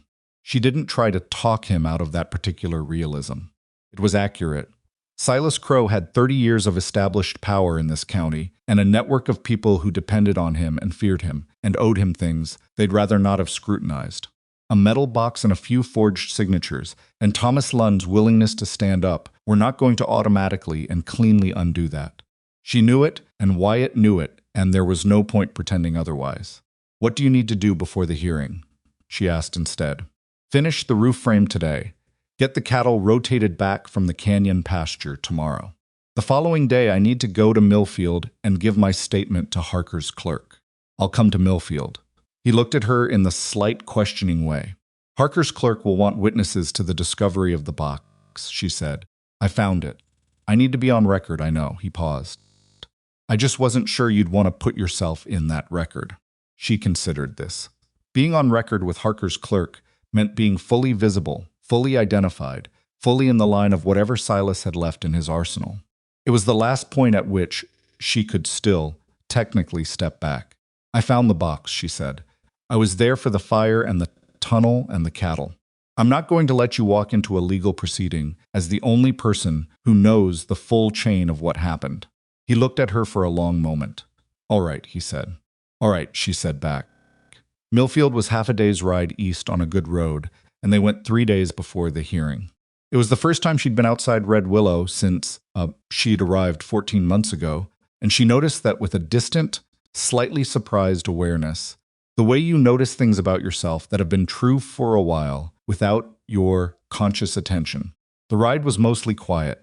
The country between Red Willow and Millfield was open and flat, the autumn grass pale gold, and pressed by the same steady wind that came off the mountains to the north, and the sky was the particular high clear blue of late fall that makes everything look further away than it is. She had borrowed a different horse from Harlan Webb, a younger mare, stronger, with a willing gait, and she rode beside Wyatt on the main trail, and they talked sometimes, and didn't talk sometimes, and both were equally comfortable. She told him about Hattie, about the conversation in the doorway, about what Hattie had said regarding the ledgers. He was quiet for a moment. Hattie Drummond has records that implicate Silas. That's what she implied. She's been holding them for how long? 23 years, she said. That's how long she's been keeping ledgers in Red Willow. He looked at the road ahead. She was waiting. I think so. Waiting for a situation where they could actually matter, where there was something to attach them to that would hold up. Eliza watched the grass move in the wind. A single set of boarding house ledgers doesn't do much on its own. But combined with forged deeds and a county judge who's been petitioned and has already set a hearing date, it fills out the picture. It fills out the picture considerably. He thought about this for a while. In his way, the quiet working through that she had come to understand was not absence, but focus. She's taking a risk, he said. She knows. She could lose the boarding house. If Silas decides to make an example, she knows that too. Eliza looked at the horizon. She decided it was worth it. I'm not going to tell her she's wrong. Harker's clerk was a middle-aged woman named Agnes Pruitt, who had the brisk, unimpressed efficiency of someone who had heard many things in the performance of her duties and had decided long ago not to be particularly moved by any of them. She listened to Eliza's account of finding the box, with her pen moving steadily and her eyes on the paper, asking occasional specific questions about precise details, the exact location of the box, the condition of the latch, whether she had opened it alone or in the presence of others, in the way of someone assembling a record that needs to withstand scrutiny. When Eliza finished, Agnes Pruitt looked up. You understood what the documents represented when you opened the box. I understood that the signature on the top deed was not the signature of the person whose name was on it, Eliza said. I understood the implications of that, yes. How did you know what that person's signature looked like? I had seen it once before, on a bill of sale at a livery. I have a good memory for writing. Agnes Pruitt looked at her for a moment, not with skepticism exactly, but with the particular assessment of someone deciding how much weight to give a piece of testimony. You work as a cook in stable hand, she said, yes, and you ride out to check water access and tunnel structures and recognize forged signatures. My father ran a cattle ranch, Eliza said. I managed the household accounts and livestock records from the time I was 16. The ranch failed eventually, but the skills didn't go with it. Agnes Pruitt looked at her for another moment. Then she wrote something in her record and moved on to the next question. They rode back from Millfield as the afternoon was going long, and the light was going sideways in gold. Eliza's back ached from the saddle, and her mind was doing the circular turning over that it did when something significant had been set in motion and couldn't be unset.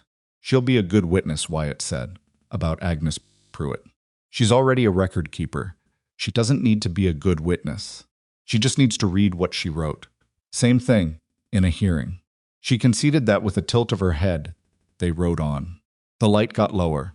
The mountains to the north went dark blue against the orange edge of the sky.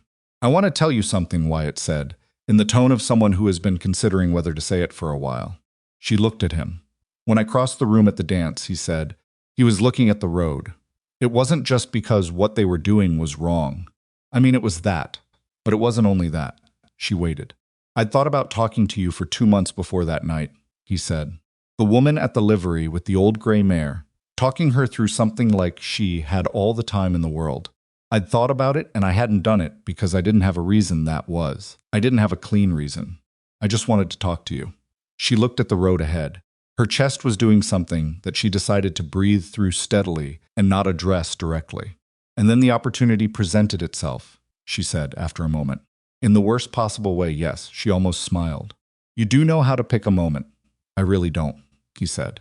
There was something in his voice that was almost dry humor, almost self-deprecating. Almost she looked at him sideways, and he was looking at her with an expression that was more open than she was used to from him, less managed. Well, she said, looking back at the road, you crossed the room. I did.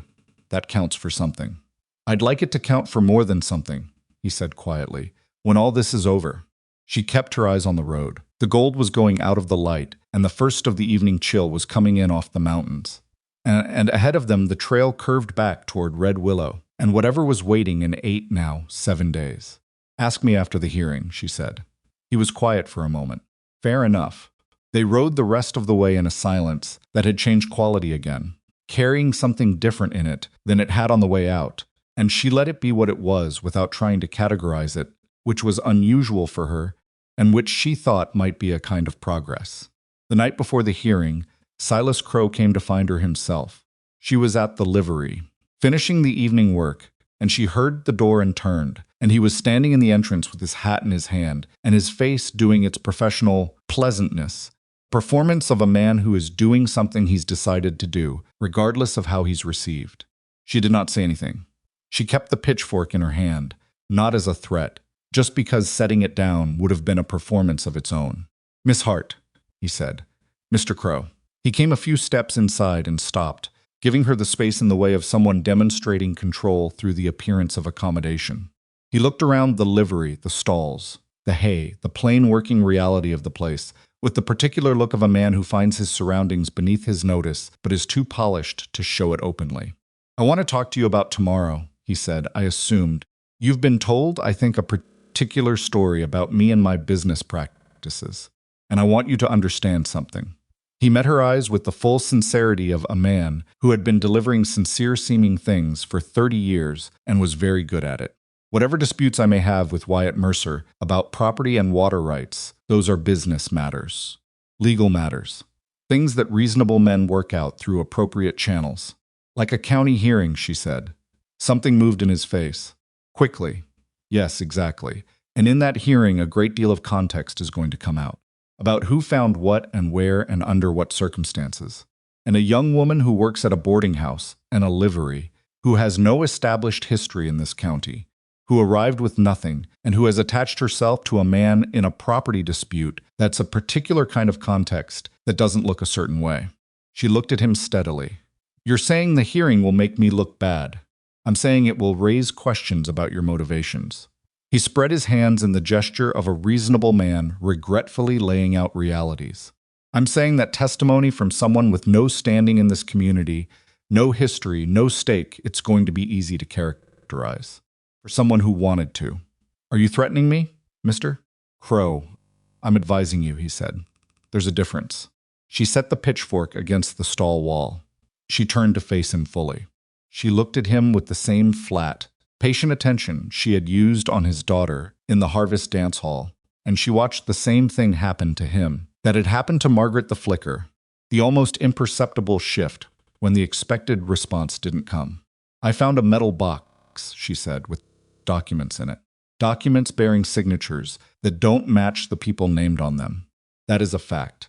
It will be entered into Judge Harker's record. My testimony about how I found it and what it contained is also a fact. Characterizing me as a person with poor standing doesn't change those facts. It can affect how those facts are interpreted. Hattie Drummond is also bringing records to the hearing," she said. The professional pleasantness did not disappear from Silas Crowe's face. It was too well built for that.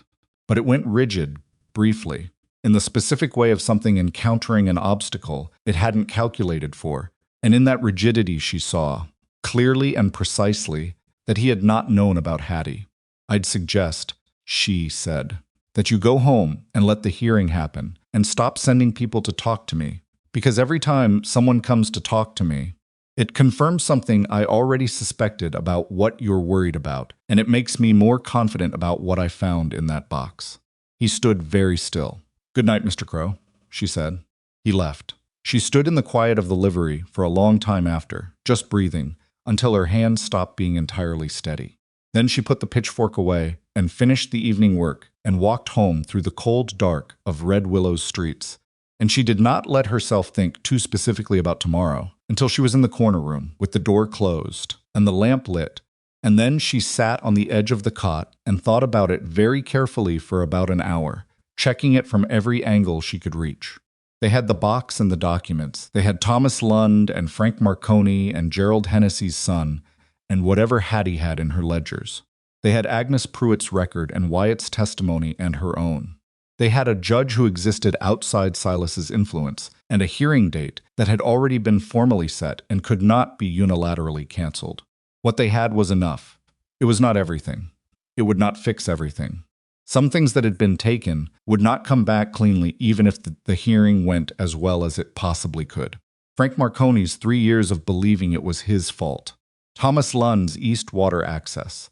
The particular damage done to Gerald Hennessy's son, working someone else's land, because he'd never understood why his family's land had disappeared.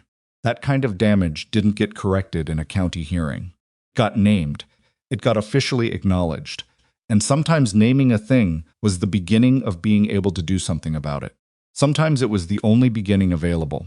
She blew out the lamp and lay back on the cot and listened to Red Willow settle into its nighttime sounds around her. The distant noise of the saloon, a horse on the street, wind against the window, and she lay there in the dark, thinking about the hearing and about Wyatt on the trail, saying, "I'd like it to count for more than something." And she let both of those things be present at the same time without making them compete with each other, which was something she was also learning. Tomorrow was coming regardless. She was ready for it. The morning of the hearing, Eliza woke before the lamp was necessary.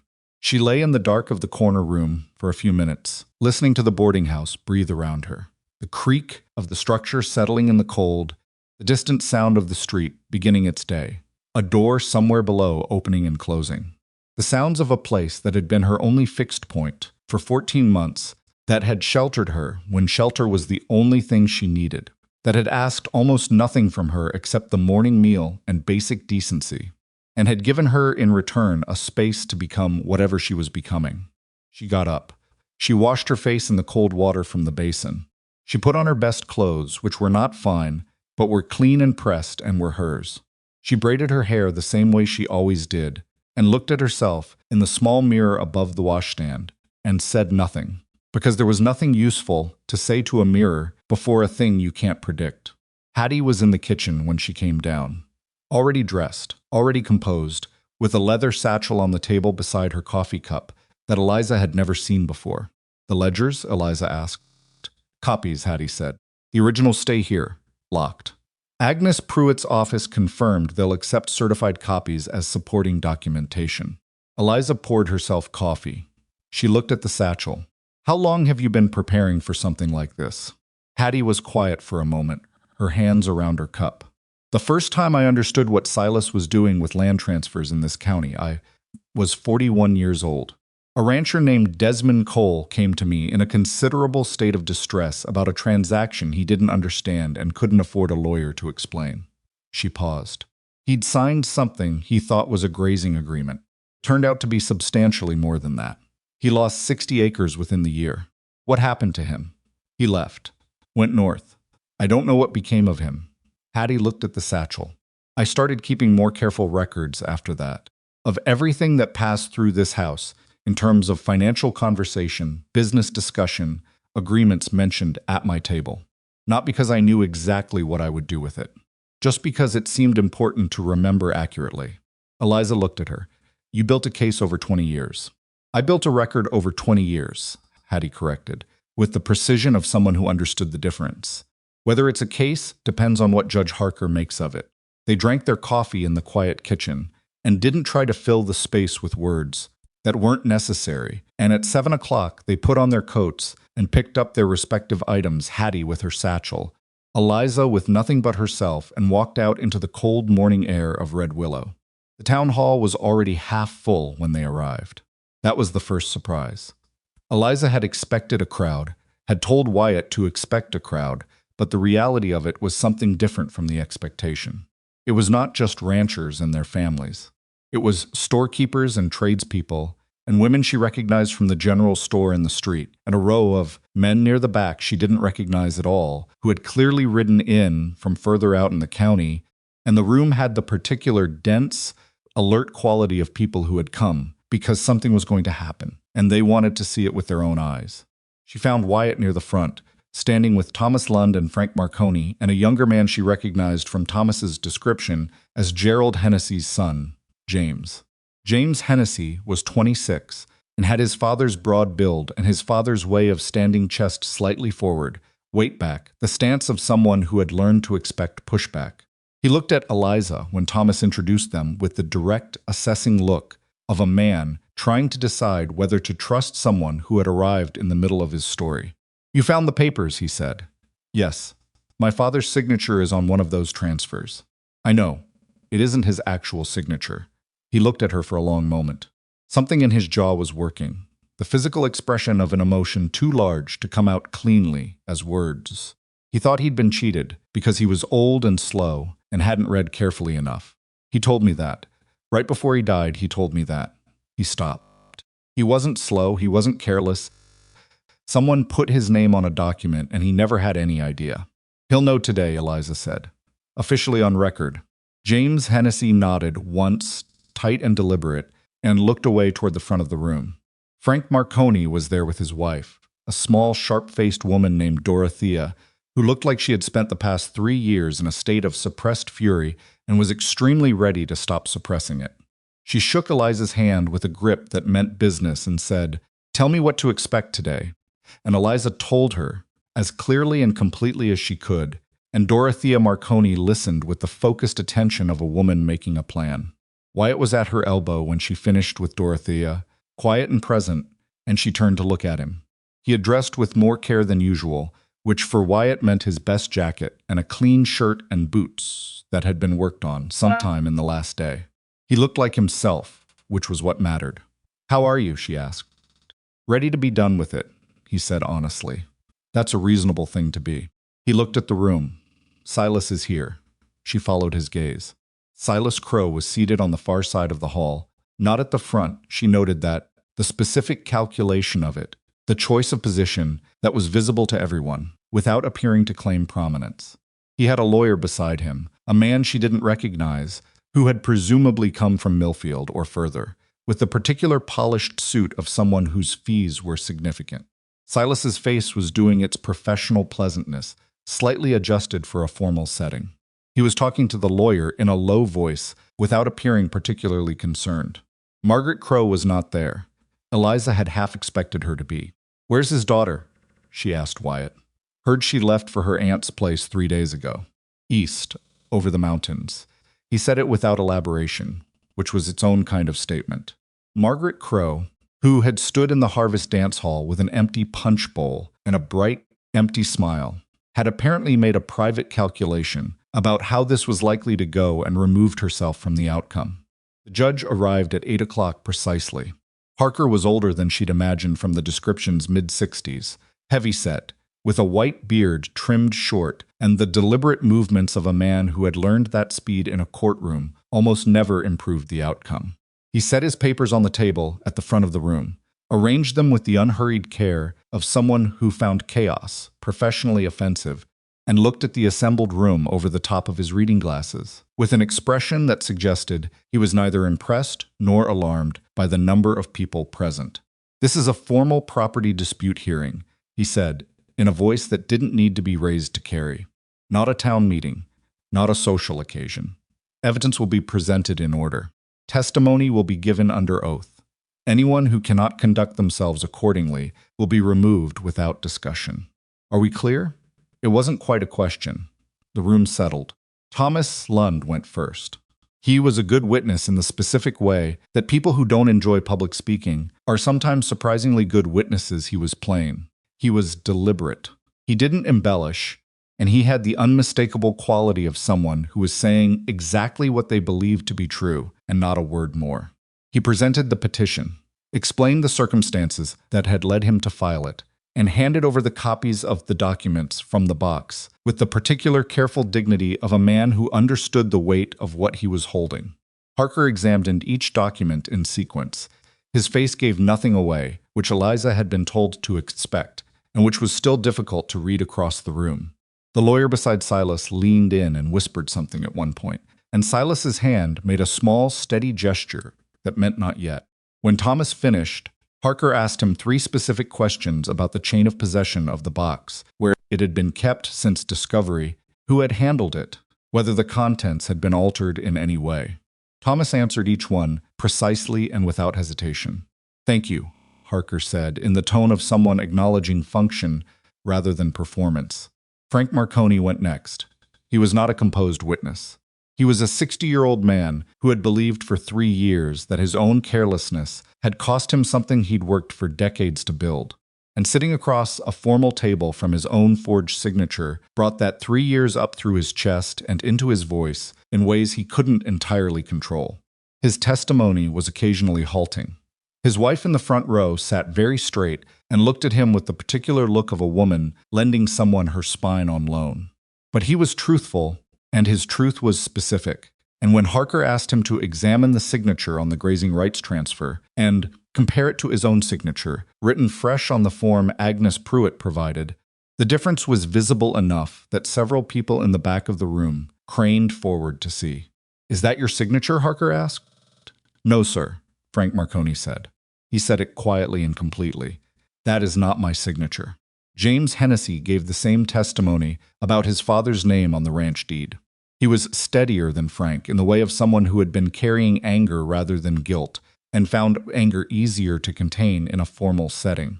He described his father's character, his father's business practices, his father's habit of reading every document twice before signing anything, and he described what his father had told him in the last months of his life about believing he had failed through his own inattention.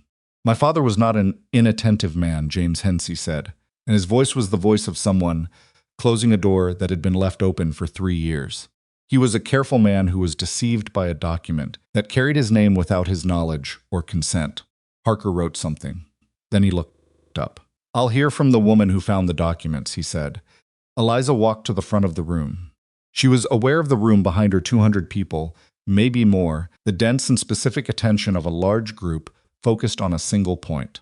She was aware of Silas Crowe on the far side of the hall, and of the lawyer beside him, and of Wyatt in the third row with Thomas Lund, watching her with the steady attention she had come to understand as his version of support. She sat across from Harker and stated her name and her residence and her occupation, in the brisk factual way Agnes Pruitt's format required. Harker looked at her over his glasses. "You work as a cook and stable hand." "Yes, sir. And you were on the Mercer property in an informal capacity." "I had knowledge of the property from previous temporary work. I was helping monitor the access points, because we had reason to believe the property was being surveilled." "Who is we?" "Wyatt Mercer and I," he made a note. "Tell me about the morning you found the box." She told it. She told it the same way she had told it to Agnes Pruitt, plainly, in order, without dramatizing it and without minimizing it, starting from the decision to check the tunnel entrance and ending with the moment she opened the box and found the documents. She described the location of the box in the rock formation with the precision of someone who had spatial memory as a practical tool and not a parlor trick.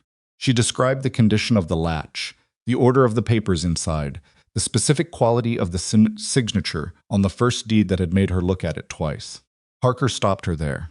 "You recognized the signature was wrong." "I had seen Wyatt Mercer's signature once before, on a bill of sale at the livery. I remembered it. From a single prior viewing." "Yes, sir. That's an unusual capacity." "My father kept meticulous records," she said. "He taught me to read documents carefully and to remember what I read. It was practical, on a working ranch. I've done it long enough that it's just how I read." He looked at her for a moment. Then he looked at the deed, which was on the table in front of him, and he looked at the fresh signature Wyatt had written for comparison on Agnes Pruitt's form. "The middle movement of the forged signature," he said, half to himself. "The pen pressure is different there," she said, "and the lift between the second and third letters. The actual signature doesn't lift. The forged one does." He looked at her again. Something in his expression had shifted slightly, not warmth exactly, but a specific kind of attention that suggested she had said something that was landing where it needed to land. "Continue," he said. She continued. Silas's lawyer cross-examined her for 40 minutes. He was skilled. She had expected that, and she had prepared for it in the way you prepare for something you can't fully rehearse, by knowing what you knew, and being willing to say what you didn't know, and refusing to be moved on the things you were certain of. He tried several angles. He tried the angle of her transient status, no deep roots in the county, no property, no established reputation, and she acknowledged all of it factually without apology. He tried the angle of her relationship with Wyatt Mercer, suggesting without stating outright that her account was motivated by personal attachment, and she said that her account was motivated by what she had found in a metal box on a rock face, and that the contents of the box were available for examination by anyone in the room who wanted to look at them. He tried the angle of the timing of the discovery. Why hadn't she reported the box immediately? Why the delay? Why keep it private? And she explained, carefully and specifically, that they had not known the full significance of the contents immediately, that they had needed time to identify the affected parties, and that the correct reporting channel was a formal petition to Judge Harker, which had been filed within days of the discovery. He tried to suggest that the box could have been planted, that the documents could have been fabricated, and she looked at him with the flat, steady attention she had long since stopped reserving, only for people she found threatening, and said, "The paper on those documents is decades old. Ink is decades old. The county land office records from which those deeds were originally generated will confirm the dates. I'd suggest examining the originals rather than the copies if the aging of the materials is in question." Harker made a note. The lawyer paused. She watched him recalibrate. "You have no formal legal training," he said. "No. No formal education beyond." "My father's ranch and my own attention," she said. "No." He looked at her for a moment with the expression of a man who has discovered that the ground underfoot is harder than expected and is deciding whether to keep walking. He sat down. Hattie Drummond took the stand after the midday recess. She was not a dramatic witness.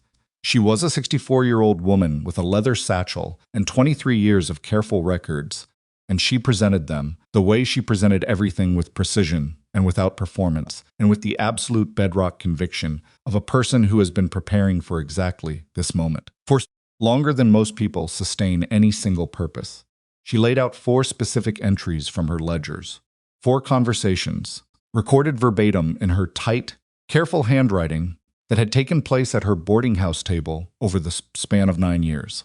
Conversations in which men connected to Silas Crowe's operation had discussed, in the ordinary way of people who believe they are not being observed with any particular care, the mechanics of certain property transfers and the particular language to use with certain landowners and the way to structure certain agreements so that the signant would not understand the full extent of what they were conceding. She read the entries aloud in her even voice, and the room was entirely silent. Harker read each entry himself after she finished reading it. He read them carefully, with the thoroughness of a man who intended to be certain before he made a judgment, and he asked Hattie 3 questions about provenance and dating, and the conditions under which the entries had been made, and she answered each one with the same precision. When she was done, the lawyer beside Silas tried to establish that the entries were selective. That context was missing, that a boarding house proprietress had no authority to record private conversations. Hattie looked at him with the expression of a woman who has outlasted many things and found them less formidable in retrospect. "Private conversations held in a room rented by my establishment are not legally protected from the memory or notation of the owner of that establishment," she said. "I did not eavesdrop. I was present, serving meals and managing my business as I am every day. I recorded what I heard because I believed it was important to record it accurately." She paused. "I have been recording things accurately in this county for 23 years. I would be happy to provide the full ledgers for any further examination." The lawyer had no more questions. Silas Crowe testified last. She watched him walk to the front of the room and settle into the chair across from Harker, with the composed authority of a man who has occupied positions of authority for long enough that it no longer requires effort. He was good. He was very good. He spoke about his land acquisitions with the language of legitimate business, of fair offers and willing sellers, and the natural consolidation of resources that drove development in a growing county. He acknowledged that Vickers had made offers on various properties on his behalf and characterized those offers as above market and transparent. He said, with the sincere directness of a man delivering a performance so well practiced, it was indistinguishable from the real thing, that he had never in his professional life authorized the falsification of any document of any kind, that the documents in the box were unknown to him, and that the most likely explanation for their existence was that a disgruntled former employee with access to his records had produced them to create exactly the situation currently unfolding. It was a polished and complete version of events, and if the room had contained only the documents and her testimony and Wyatt's, it might have been sufficient to create enough doubt to slow Harker down. But the room also contained Hattie's ledgers, and the ledgers contained, in the specific entry dated 6 years prior, a conversation between 2 men whose names were in Hattie's records, one of whom had worked directly under Silas for 11 years, and whose handwriting on a routine cattle report produced by Wyatt's lawyer as a last supporting document, obtained through the land office files, matched the handwriting on the forged signatures with a specificity that Agnes Pruitt, who had been called to testify on this single narrow point at the end of the afternoon, described in the careful language of a professional record keeper as beyond reasonable variation. The room was very quiet when Agnes Pruitt finished. Silas Crowe's face was still composed. She had to give him that. Professional pleasantness did not collapse. It just went very still, the way a performance goes still when the performer has run out of material, but hasn't yet acknowledged it to the audience. Harker removed his glasses, cleaned them with the deliberate calm of a man, filling a necessary pause, and put them back on. "I've heard sufficient testimony," he said. "I'll provide written findings within 10 days. Based on the evidence presented today, I am placing an immediate hold on all property transfers associated with the documents in question, pending review. The County Records Office will be notified by end of week." He looked at Silas. "Mr. Crowe, you are advised not to conduct any property transactions in this county until the written findings are issued." Silas's lawyer leaned in.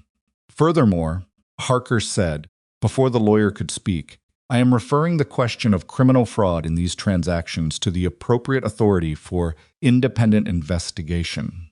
That referral is not within the scope of this hearing to prevent or delay." He gathered his papers. "We're done for today," he said. The room took a few seconds to understand that it was over, and then it did not stay quiet.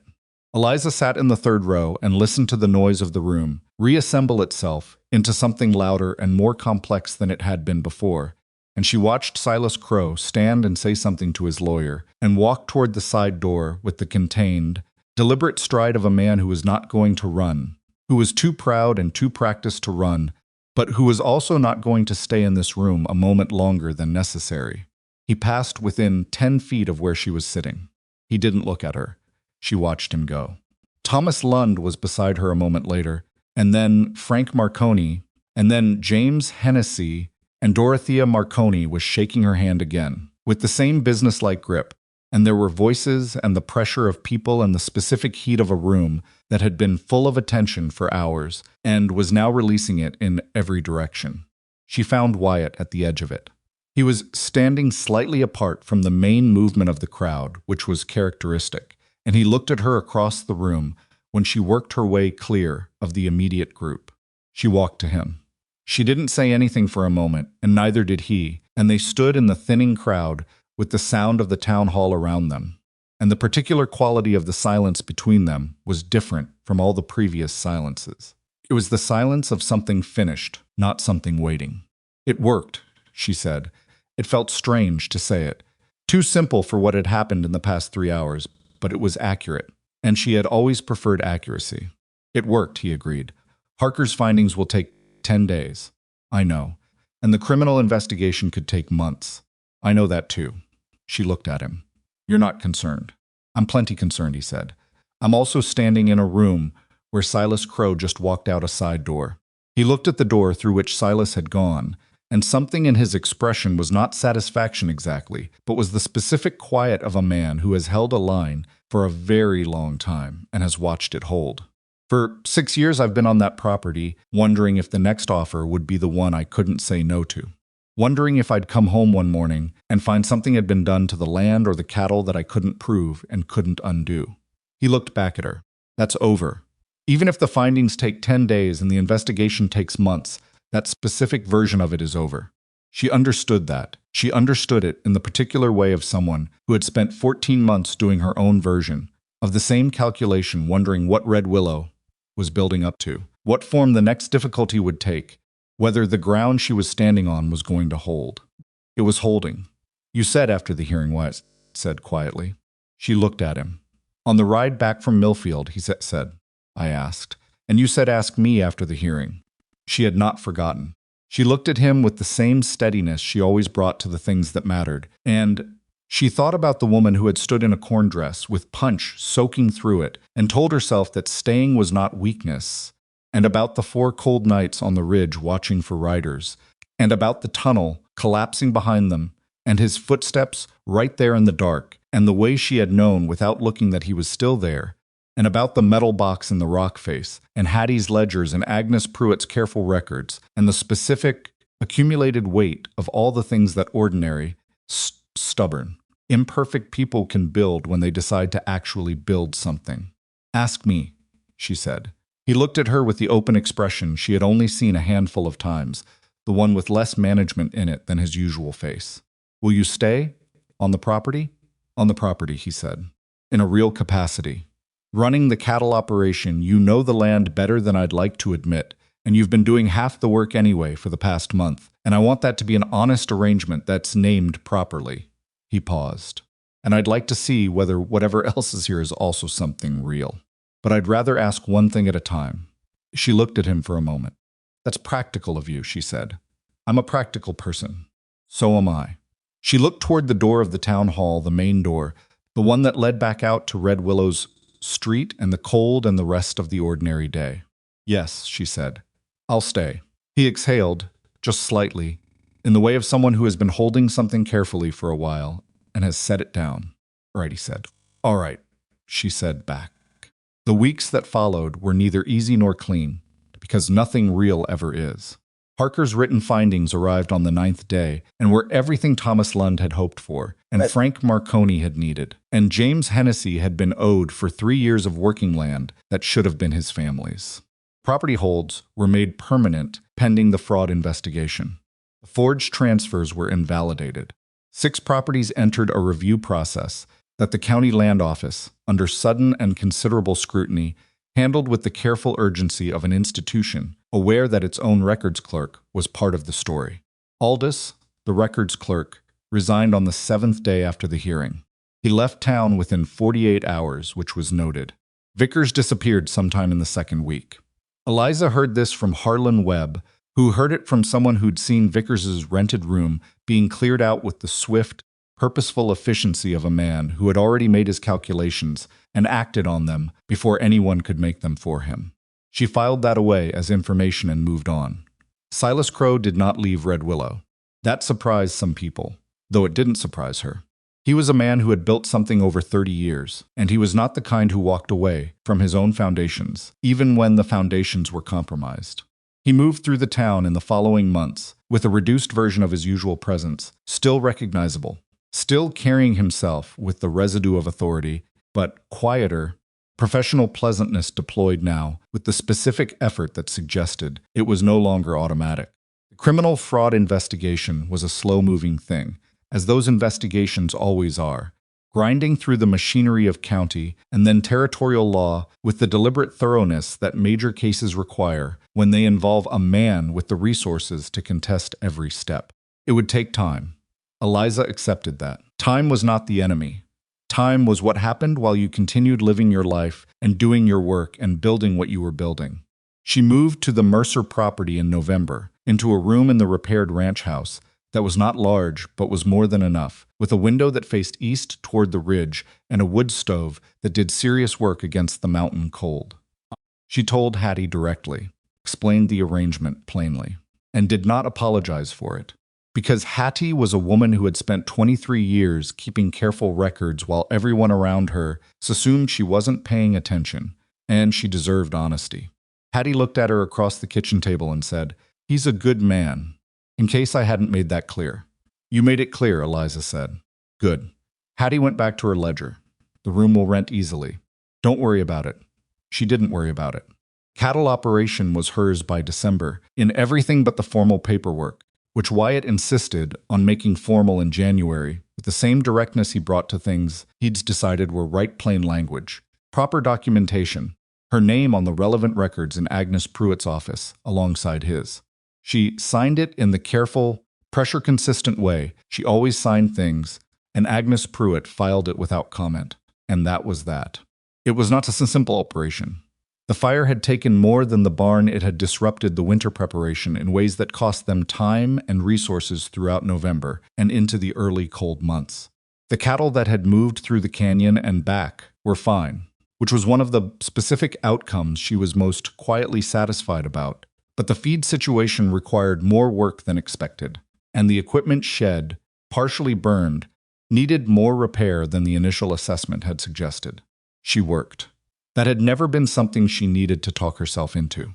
The neighbors helped more than she expected, and in ways she hadn't always anticipated. Thomas Lund appeared with timber and with equipment, and occasionally with his wife, a quiet woman named Ruth, who had opinions about cattle management that were worth listening to. The Bauer brothers came back for the equipment shed work without being asked. Callum Reed sent word that he had a breeding bull he was willing to loan for spring, and they should talk prices in February. Frank Marconi came by once.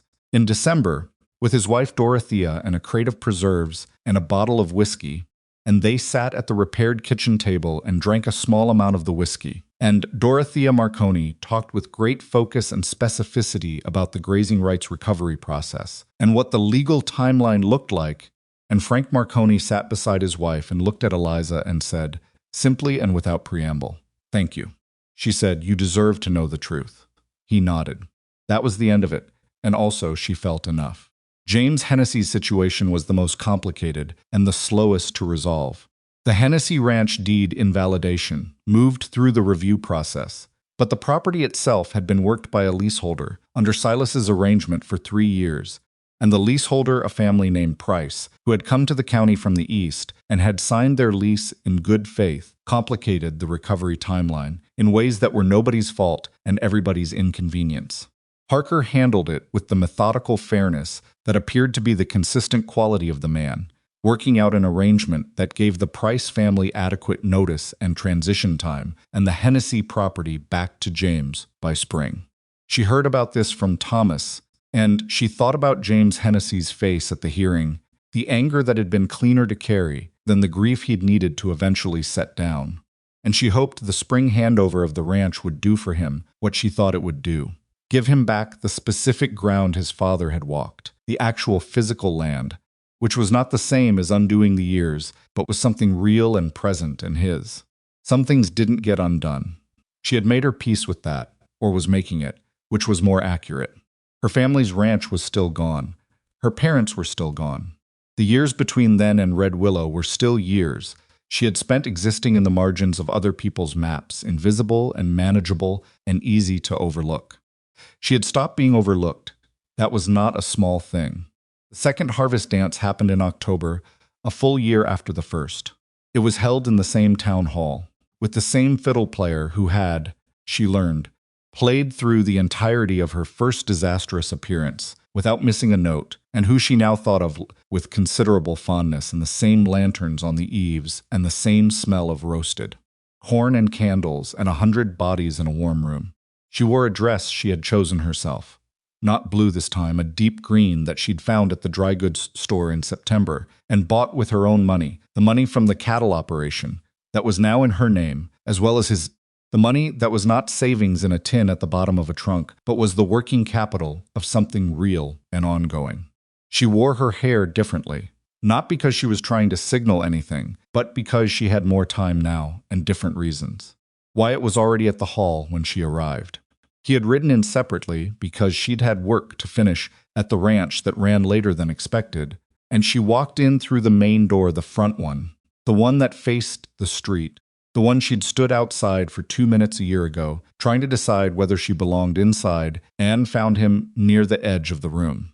He looked at her the way he had always looked at her. When she walked into a room he was already in, which was attentive and direct, and without the performance of it, and he made his way toward her without any particular hurry, which was also characteristic.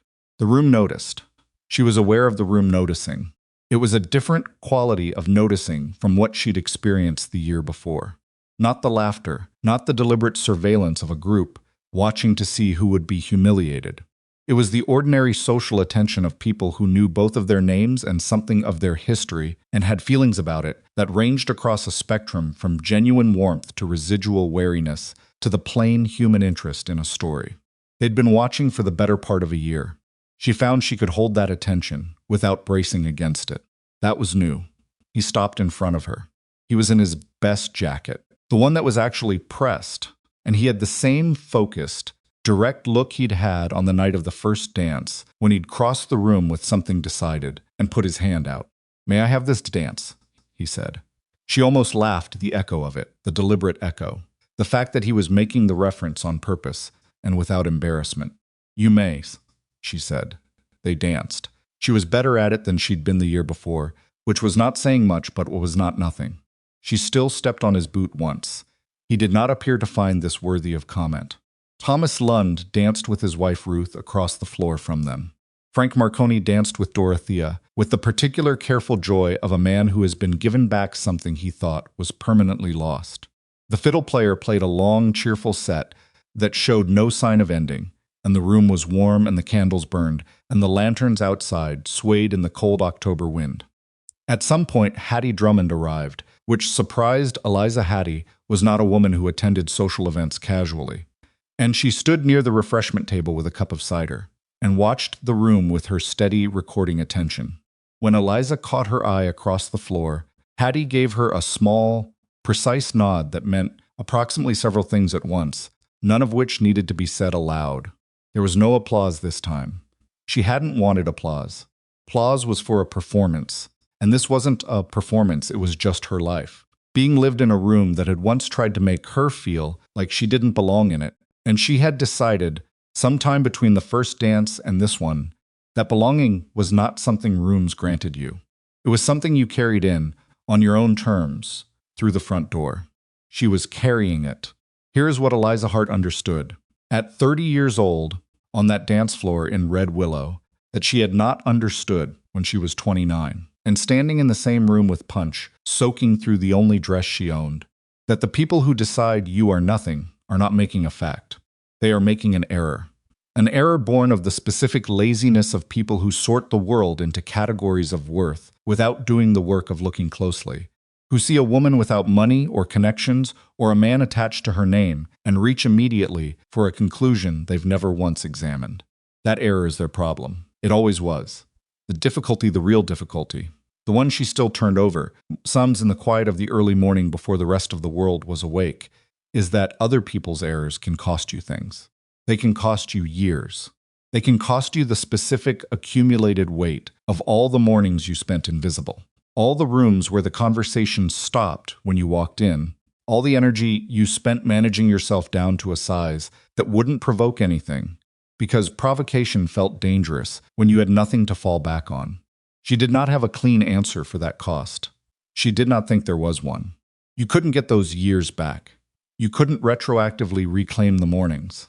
What you could do was stop making yourself smaller, and she had done that, not all at once, not dramatically, but incrementally and persistently, and in the specific way that things actually change when they're changed by real people, in real circumstances imperfectly, with setbacks, without the clean narrative arc that made it look inevitable from the outside.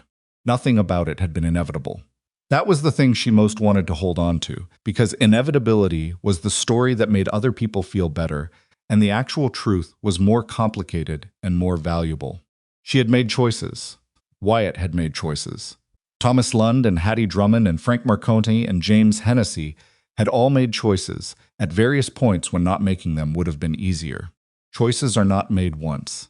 They are made continuously, in small increments, in cold barns and dark tunnels and corners of rooms where nobody is watching, and the accumulation of them is the only thing that actually changes anything.